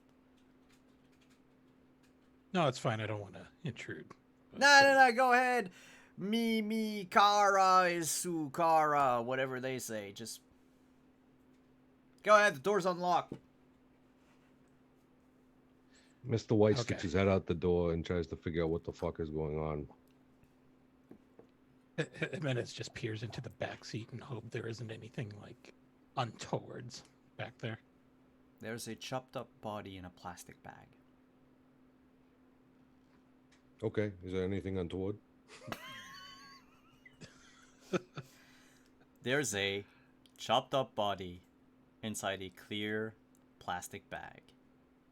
Oh, like you're serious? Yes. Also, there's a bag of like food from a 7-Eleven, and there's a loaf of bread. Oh my god.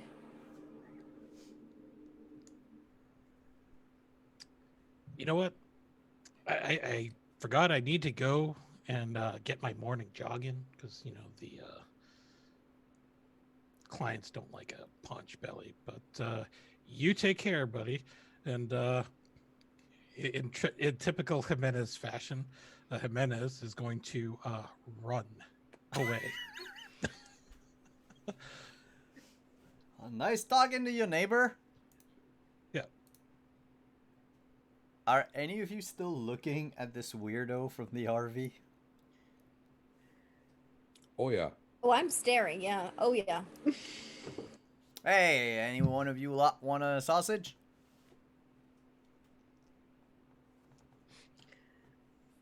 I'm on a Trins clicks special it. diet. What's in it? Oh, I got them off of any rummages like on inside his trunk, and gets a like styrofoam container, Mm-hmm. and it's made with pure natural beef. Asterisk. Yeah, that's what I was afraid of. Against my religion. I'll talk to you later. Oh shit, you're a religious man. Hey, Padre, I need to confess a few things. You mind lending an ear to one of your lost flock? Sure, it's only $20 per $20 per absolution. Oh shit. We're in the city of sin. There's lots and lots and lots of tax on my time. Yeah, I get that. Mhm. And he gets like a crumpled bill that he unfolds, and he's like, I got $20, so I have to choose, I guess. Yeah, you only get one then.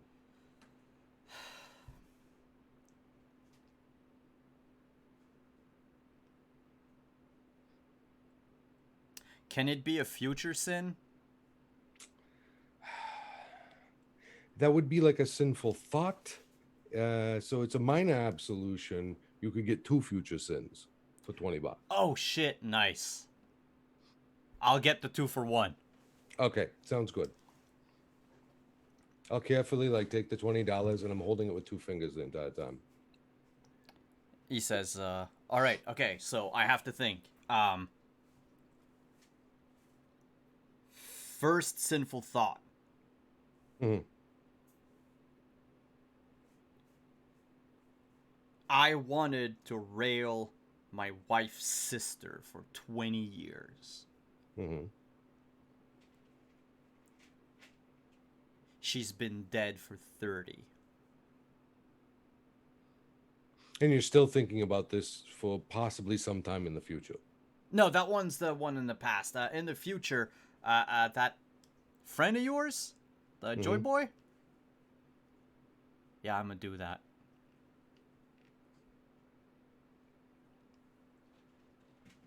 That'll cost you a lot more than $20. Probably. He looks like prime material. And as he's talking with you in the RV, he's not paying attention to his car. And a small fire erupts from the grill. Do I notice this? Oh, yes, you do. You see it. He doesn't. He doesn't seem to be fazed by noises around. I think you need to attend to your sausages. They might be destroying your property. Grease splatters. Oh. Oh, fuck. Oh, shit. I thought I would have time to eat. And he rushes into the car, grabs a small tank of gasoline. And I rush into the RV and say, Trins, get us the fuck out of here. You just not want the fire extinguisher? And she's No. kind of holding it pointed at him, going I No. could do this. Because Okay. let's just get out of here and let the Okay. Luxor have its time. Okay.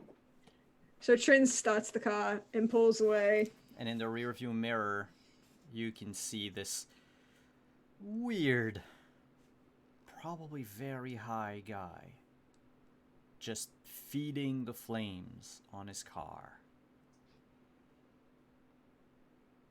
erasing any traces of whatever nefarious deeds he's done the night before. No, not any traces. There's forensics for that.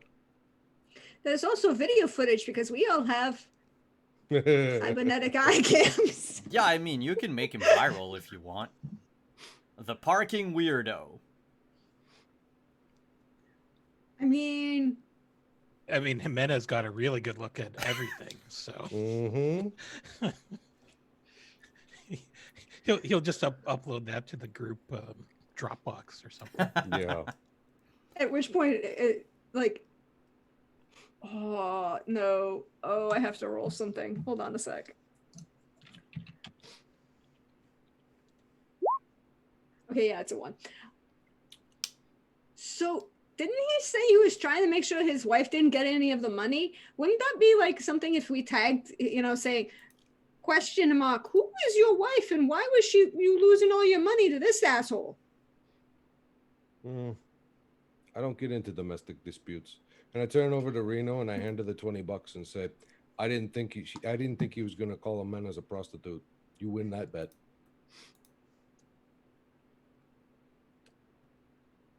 I did not I mean, hear that's what you valid. just said to me. I'm sorry if you just said something. I thought you said Reno.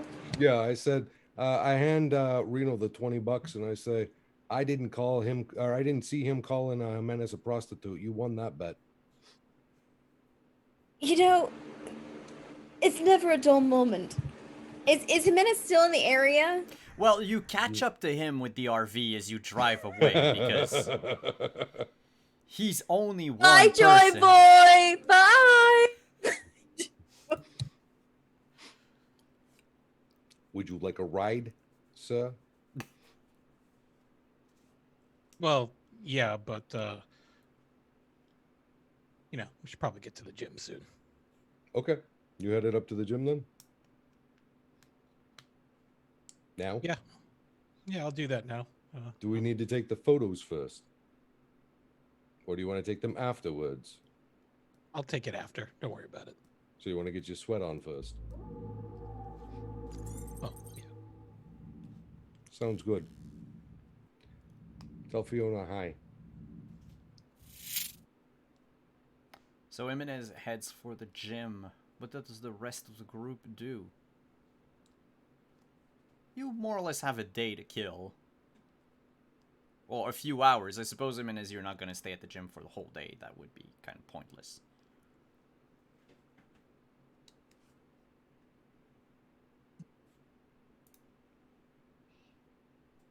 Do we have to go looking for anybody or info?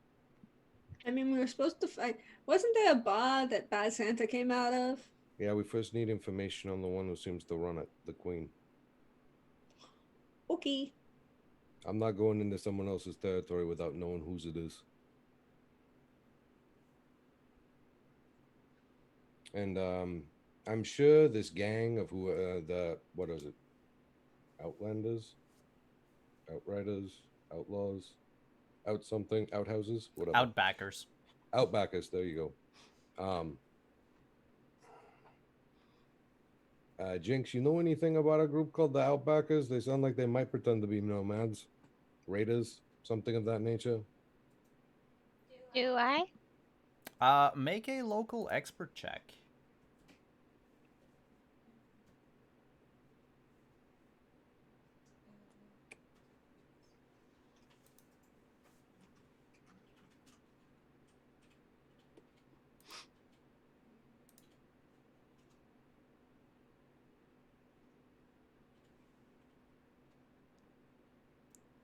No, wait, I missed that. Oh, I'm sorry. I think you're muted on your end.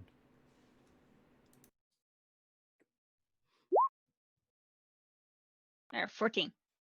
Ignore the first one. Okay. So, with a 14, you know a bit about the Outbackers. The Outback is a settlement that was created after the rise of the gambling cities in Nevada. And the Outback became somewhat of a mecca for the last of the mountain men. It began as a group of Native Americans that decided to, now that, you know, the United States had collapsed and everything, to try to gain back the land that was stolen from them. To them were added the disenfranchised, the lost, the people that couldn't make it in Vegas or the towns around. So they went to the Outback. And that group prospered for a while until it turned into more of a nomad family. And they fiercely defend their stretch of Highway 50 and Interstate 80. To the point that, rumor has it, they're even backed by the Nevada Border Patrol. And they ensure that threats to Nevada from where's the 80 and 50? Because, you know, I know the map of Nevada by heart. Around Reno is well protected.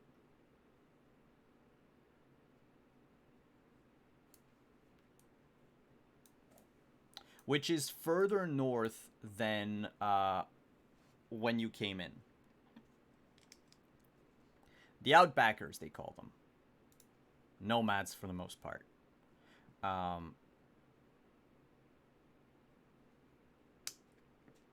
And that's who they are.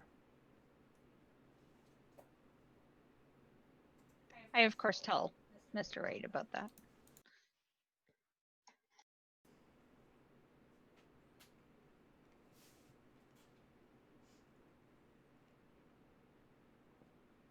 So,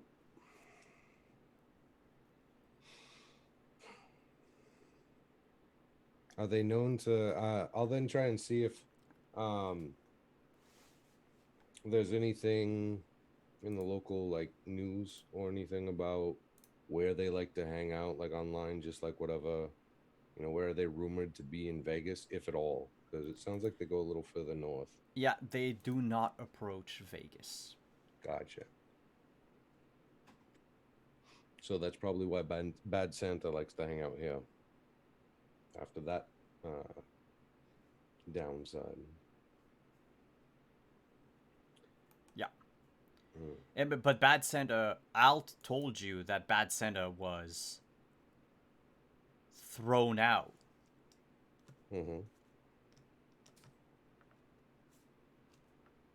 Yeah, no, that's why I said that's most likely why he's here, so that way he doesn't cross paths with them again.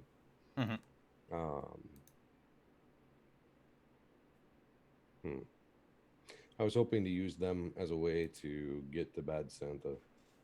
You know, the enemy of my enemy is my ally. But they're not local. I'm not local.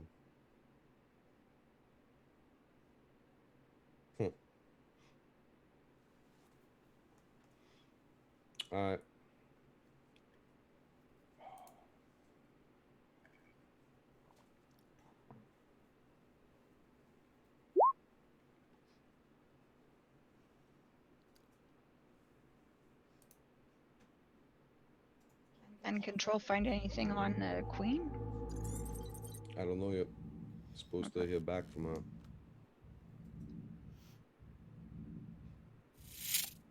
Yeah, it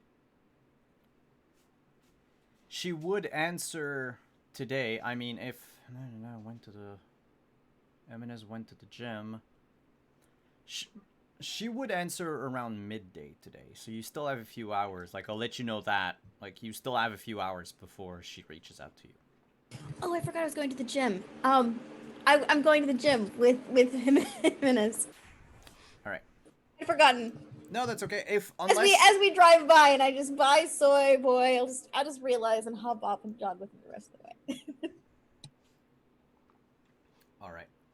So that would leave. I'll do the gym scene first. I'll get back to the group. If you don't have anything special you want to do, we'll move the clock forward until our next event.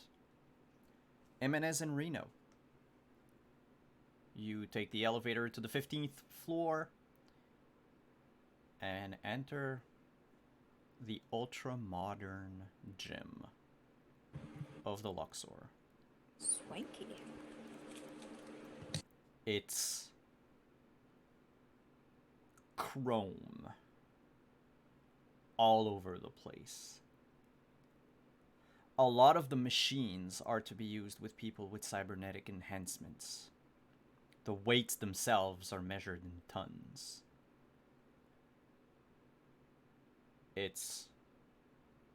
There's also a few signs, placards everywhere that says, put your stuff back after you train and all that. There's even something that you've heard of, Jimenez, but had never seen before.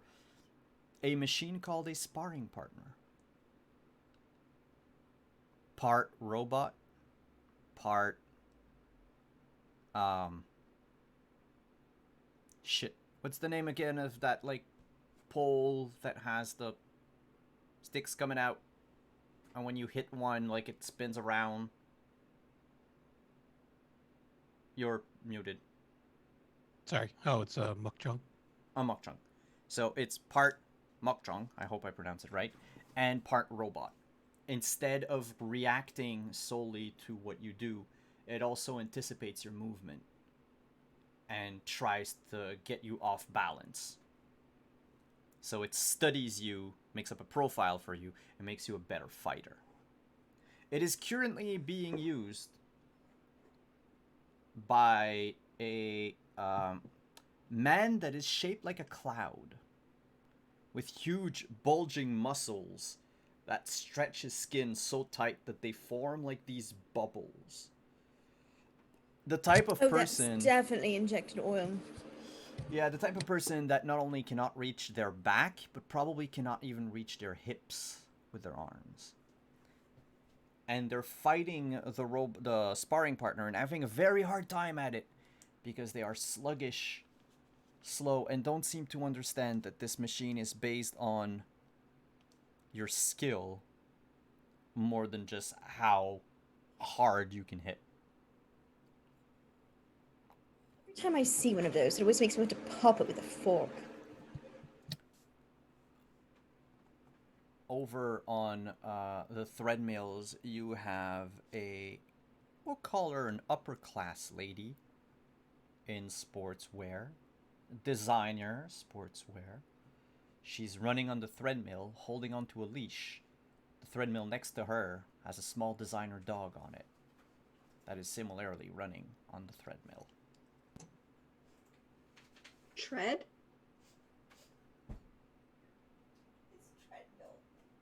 It's treadmill.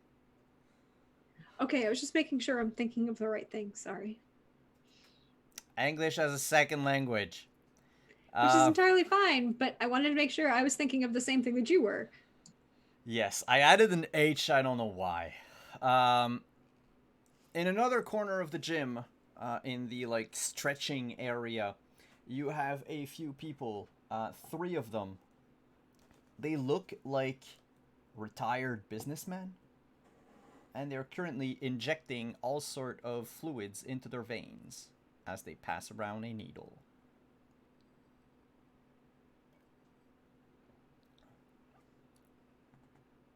Jimenez just keeps a tight-lipped expression, and he's just going to text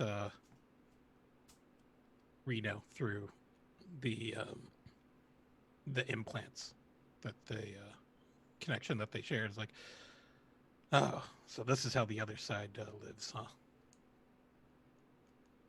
I don't think I want to live on the other side anymore. Yeah, no, me neither. But well, we have a pretty good opportunity here. We might as well use it.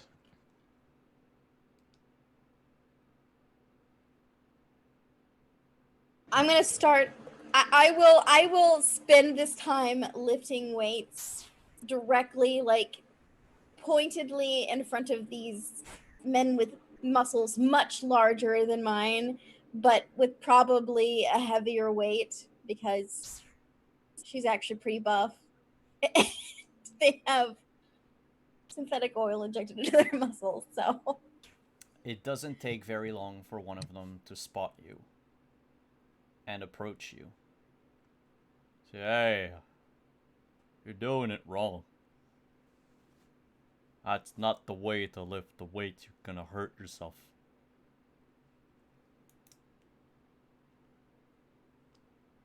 you know, if I drop this weight on you, you will pop like a tick.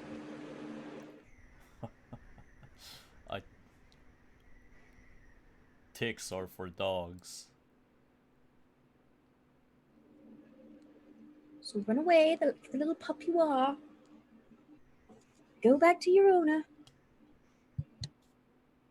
I don't have an owner. You want me to show you how to lift? No. Want to go back to my room? No.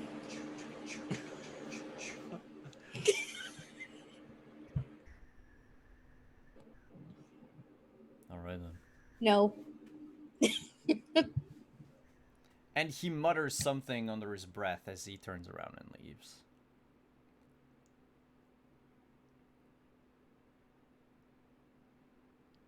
So Jimenez is actually doing push-ups on a handstands, and he's like balanced on two weights, and he just calls out to Reno, says, "Wow, you let him down pretty easy." I'm sure he'll come around to you next. Yeah, well,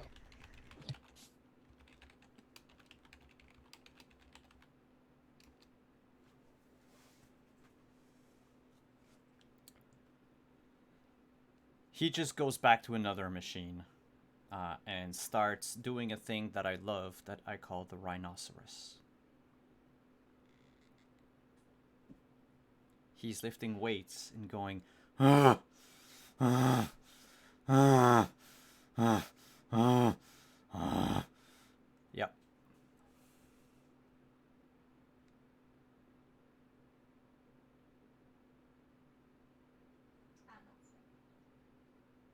anyways, well, you know, Jimenez is just keeping an eye on the sparring partner machine. He's kind of interested in it. He just says, calls out to Reno's like, "Hey, you could try sparring with that machine. I'm kind of curious to see if you've picked up anything from our boxing lessons." No more of them. I can box. Box well. I'll try. I mean, I'll try it. Sure. I'll try it. I wanted to say, like, in that like period between the seasons, when Reno and Jimenez started working out together, she taught him how to shoot, and in trade he taught her how to Yeah. brawl. Hell yeah. But I want to say that Jimenez was the better teacher because Reno kept yelling at him on the shooting range. And How so- dare you know my character? How dare you, sir? So Jimenez is, if anything, he's even less confident with a handgun now than he was before he met Reno. Whenever you hold one, you just hear her scream in the background, and you're like, Not "Oh, like that. Not like that. The way the machine works is very simple. It has the same stat that you're going to use to attack it. So if your, let's say your brawl is a +5, the machine also has a +5. So it's just we'll summarize it with one roll instead of going through a whole fight with it. But let me know the skill that you're going to use. Oh, and which preset do you set the machine at? Level 1 is marked Wuss. And level 10 is Greek God.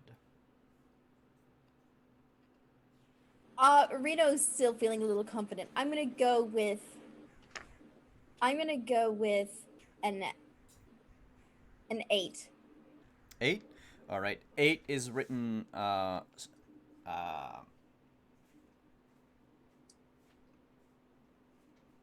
yeah, 8 would probably be somewhere along the lines of Viking or Ninja. Yeah, she'll pick an 8. She's a little cocky. She's probably more like a 6, maybe a 7, but she's gonna go for an 8. Alright, and And brawling works, right? Brawling stuff? works. Okay. What's your brawling skill at? It's a 6. A 6, alright. So the DC to beat the machine... Okay. Well, Let's see. the machine crit failed. So the DC to beat the machine is a 13. Oh. That was caught. Oh, that's a 0. That's a 0. You Oh get my to roll God. again. Oh, let me use my other dice. Okay, that's just a 3. Okay. 19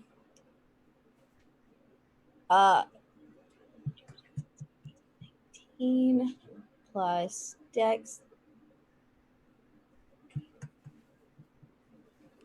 28. Sorry, I'm very bad at math. No, that's okay. That's more than twice the machine. You actually break it. You spar with it, and at some point, it spins so fast in place, trying to aim for the side of your head. And you block it, and the machine just goes, eh, and shuts down.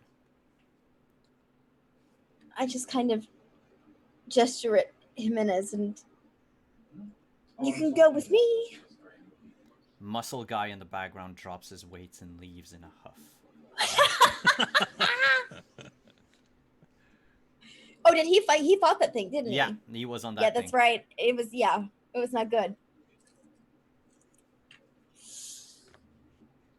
Nice. Oops. And you spend the rest of your morning. Fiona will actually join you after about an hour that you're in. She texts him and is saying, "I'm going to the gym. Are you there yet?" And she shows up.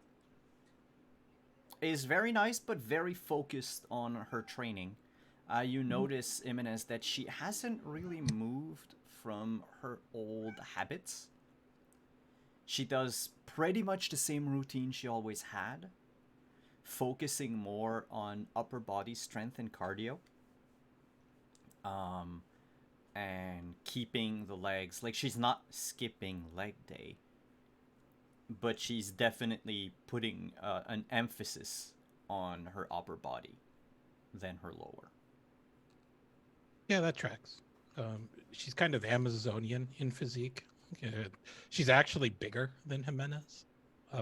So. Wait, how tall is Jimenez? Jimenez is about 6'1", 6'2". Okay, so she's like 6'3", 6'4". Yeah. But yeah, Jimenez, he focuses more on core muscles in building that. So you could say that a lot of what he does is sort of Pilates based, a lot of resistance. It's just so that, well, that's how he just builds his agility, really. And as this is happening at the Luxor gym, we're just gonna move over to the rest of the group outside. Did you have anything in mind before Alt calls, or should I skip ahead to Alt? Then skipping ahead. Near noon, you get a text message. Mr. White from Alt. She says, I got some information, no dirt. Anything connecting her and Santa? Santa is part owner of the establishment. That gives him a paper trail. How long ago? 8 years ago. Place was Was going that- bankrupt. He injected a lot of money in it. That was going to be my next question. Did he actually contribute, or did his name just appear? Just the name. Could you guess that he actually legally changed his name to Bad Santa? I'm not surprised.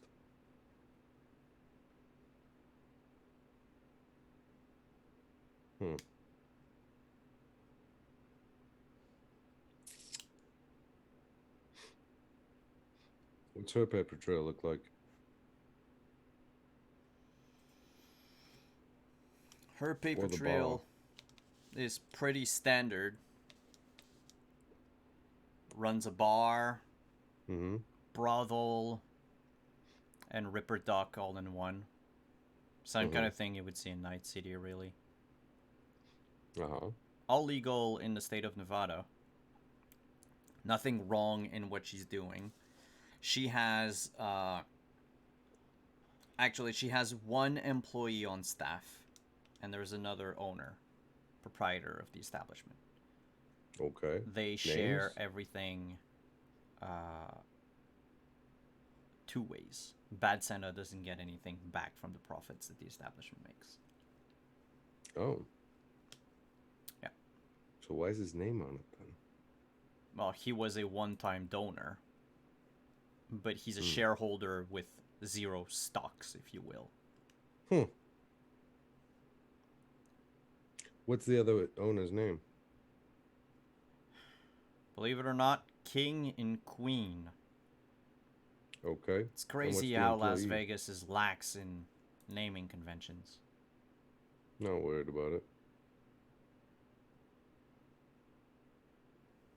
And is King the other employee, or is there another King's person the other on owner. top of that? Oh, okay. Don't know the name of the employee. It doesn't appear anywhere aside from a number.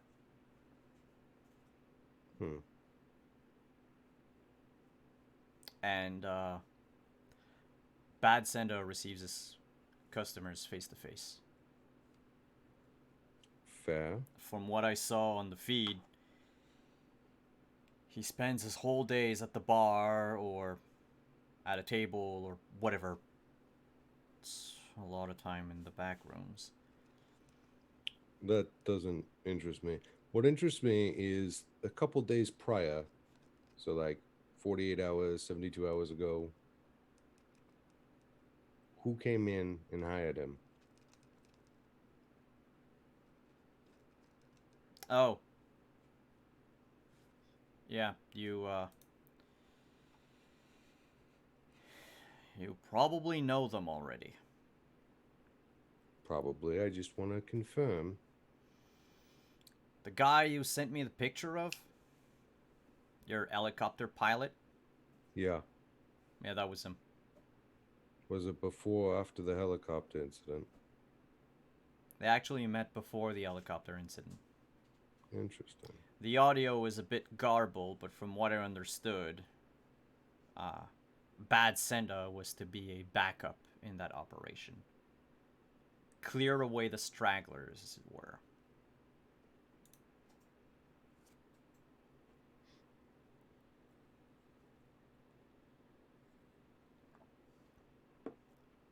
Fair enough.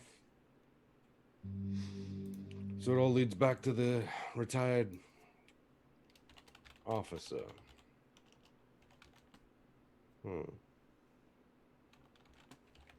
When did he, how long ago did he retire?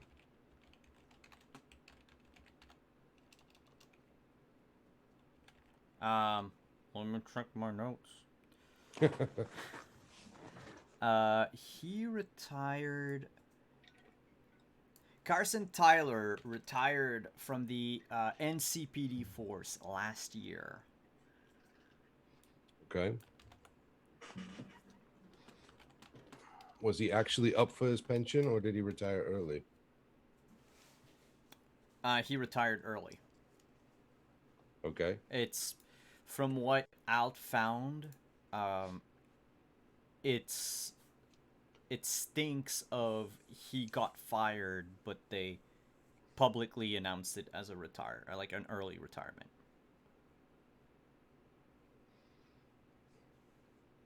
So, what were his cases? Was there anything that hit the news 3 to 6 months prior?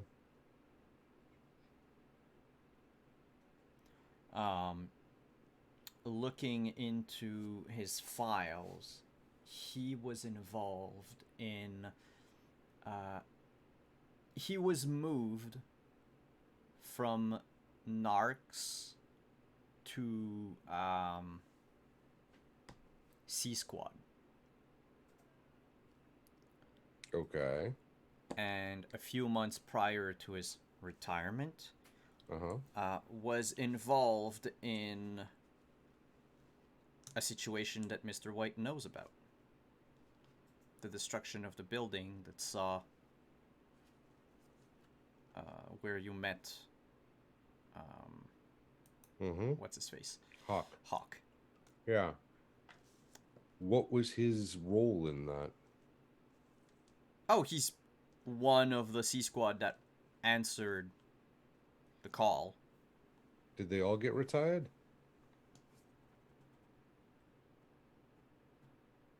Oddly enough, one of them went missing. This one retired. And 2 more of the squad were killed in action later. Which one went missing? Another agent goes by the name of let me pull up my stuff. Didn't expect you to ask these questions right away. Always expect the unexpected with me. Definitely. But it's gonna take a second.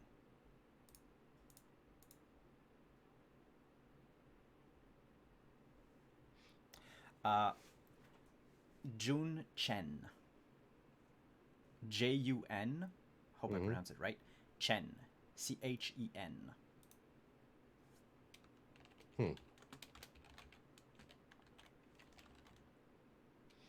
Do I happen to know any of the ones that were either KIA or June? The other 2 that were killed in action are like they weren't involved in any of the, let's say, IEC related incidents. They were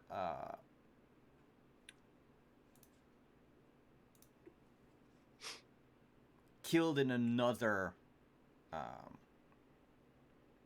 Yeah, but do I know them? I mean, you've seen their faces during that attack, or at least you've seen them in their equipment. But Harold and Felipe were their names. And I don't have any sort of, I mean, because I knew the squad commander a little bit who was there. Because I just try to keep on the good side of any of the C squad commanders. Yeah, just in case. Yeah. But was their commander retired or disappeared as well? No, the commander is still the same. All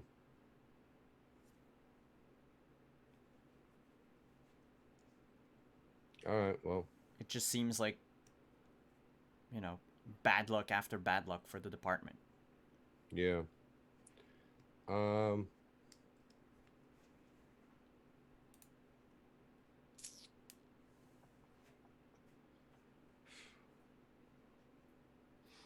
Is there any connection then between C Squad and the other officers that were on Barrett's list? Barrett's employment list? None of the others were on the Barrett's employment list. Like, I mean, none of the other three other C Squad member that I've mentioned were on the list. No, but like, what about those on the list? Have any of them been on C Squad or connected none of them. to C Squad? Tyler was the only one. Okay. The others were, various roles within the NCPD, though none of them were inspectors or detectives. Gotcha. They were all more on the streets than in the office.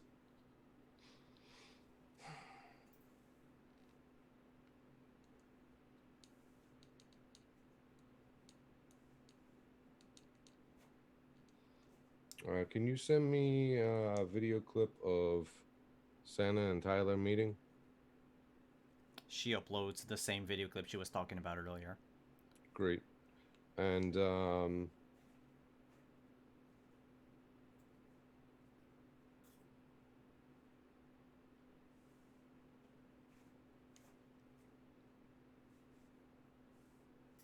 if a menace sends you a promo file, can you distribute it across the net to try and get people hyped for Menace being in Vegas? Maybe start spreading some rumors now that NCW is might be making the right decision. They might be coming to their senses and bringing real talent, that kind of thing. Throw it out there, try and build some hype for our boy. I mean, depends where you want me to send those things. Well, let's just say the Jimenez Mania has already started in Night City. Yeah, but Vegas is where we are right now. It needs to kind of spill over here. Vegas? So I thought you were in Springfield. We went after Santa. We don't like being shot at. Yeah, no, I get that. But yeah, kind of just bring up that vibe a little bit.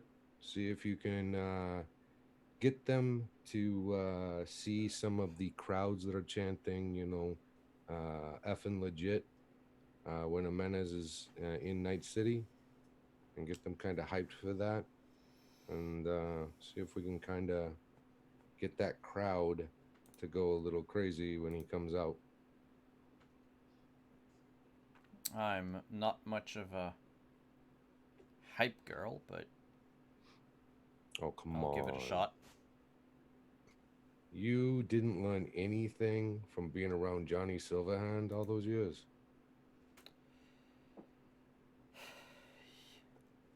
Yeah, I'll channel my inner Johnny and no, I'm not saying you have to be Johnny. I'm just saying give yourself some credit. You're brilliant. There's no way you didn't pick up something.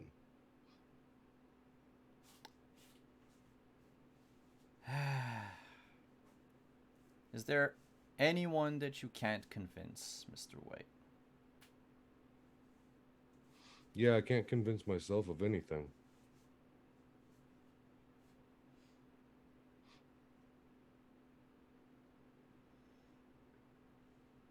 Well,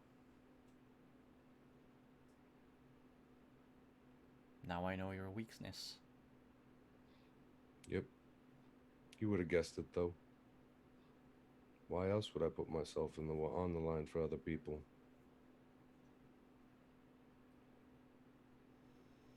The only way that you're truly selfless when you actually don't care.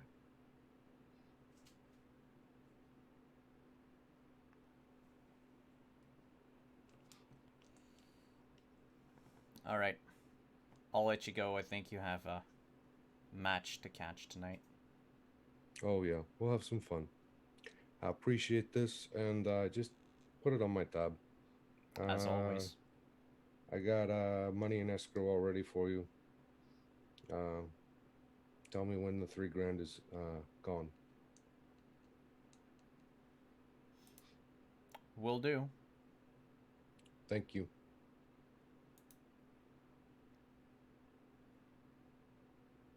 And he hangs up. So, when we pick up the others, are you going to try and subject them to this music you've been playing for the last 2 hours, Trends? What is your problem with Frank Sinatra?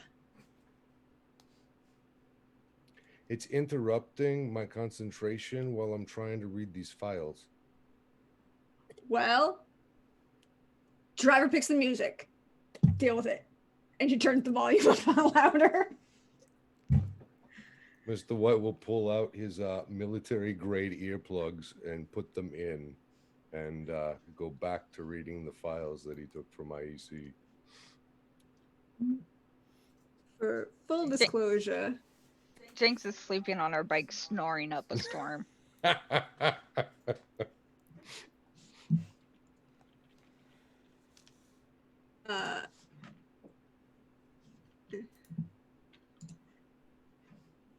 And on Strangers in the Night is currently playing out of the windows of the RV. And it's on that we're gonna close today's session.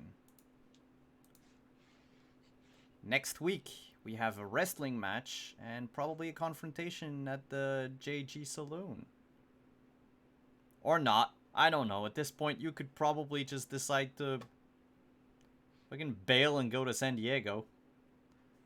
I will bring you back to Night City. It depends. Does San Diego I'm enjoying still have Vegas. Comic-Con? Oh yeah, you do not want to go to Comic-Con in the time of the Red. It's weird. They took cosplay to a whole other level where they undergo actual body modifications to look like the characters.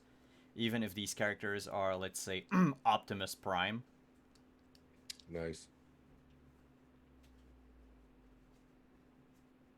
There's actually a whole paragraph about all those things in the actual rules for Cyberpunk Red.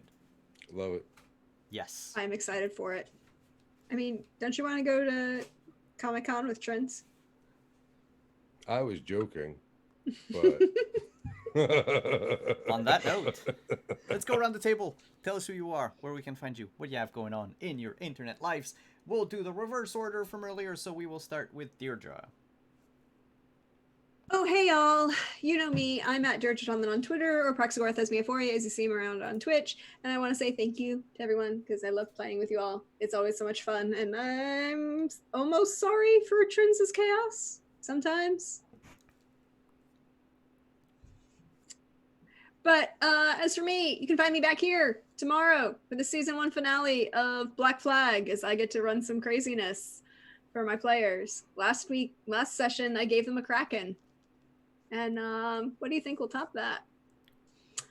But check my Twitter because I always post where I'm going to be, all the fun people I get to hang out with, and all of the great games that I get to write. Also, this is my periodic shill that I have a sale going on right now on itch. Of all of my Descended from the Queen games, they're all half price, or they're all on sale. If you want to go check them out, let me know what you think. Leave a comment, leave a rating, all of these fun things. Let me know. But until next week, catch you later, y'all.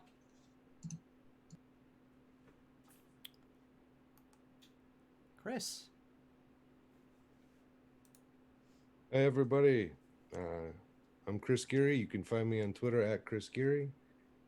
You can find me here every Friday playing Mr. White, a.k.a. Dr. Frost. On Mondays, starting the infamous Monday the 13th, we will be kicking off Season 3 of Adventures in Castle Falkenstein with a romp through Venice. So find your gondolas and get some carnival masks and come join us in chat as we see what our players have in store. You can also connect with me to learn more about a variety of things going on with Omens Rising, which is a card-based, story-focused tabletop RPG that centers a cartomancy as its primary mechanic. You can come find out your character's fortune if you want to ever play test creating a character in that system. We're always looking for feedback as we build. And yeah, that's it from me. Up next, Rin. Hey, I'm Ren. You can find me on here on Fridays, playing Cyberpunk, which is joy. Otherwise, on Thursdays, I'm in Sisterhood of the Magical Blade, which unfortunately, I'm sorry I wasn't there last night. Otherwise, at Heaven's Night on Twitter and Burns Through the Rain in the Twitch chat. Yep, that's about it. Anino. How's it going, everyone? My name's Anino. You can find me on Twitter at Anino Gaming. And this weekend, I will be on the Other Doc channel on Saturday night at 8 p.m. for Invisible Sun. And then again on Sunday at 7 p.m. for our Dark Matter campaign, Ghosts of Saltma. And then swinging over late to next week, should be going back to a doubleheader of Cyberpunk with the Sprawl on Thursday, and then back here for Cyberpunk Red. Awesome. And Adelaide. Yeah, that's me, Adelaide Gardner. I'm on Adelaide at Twitter. I am in a team called Action Fiction where we make role-playing games.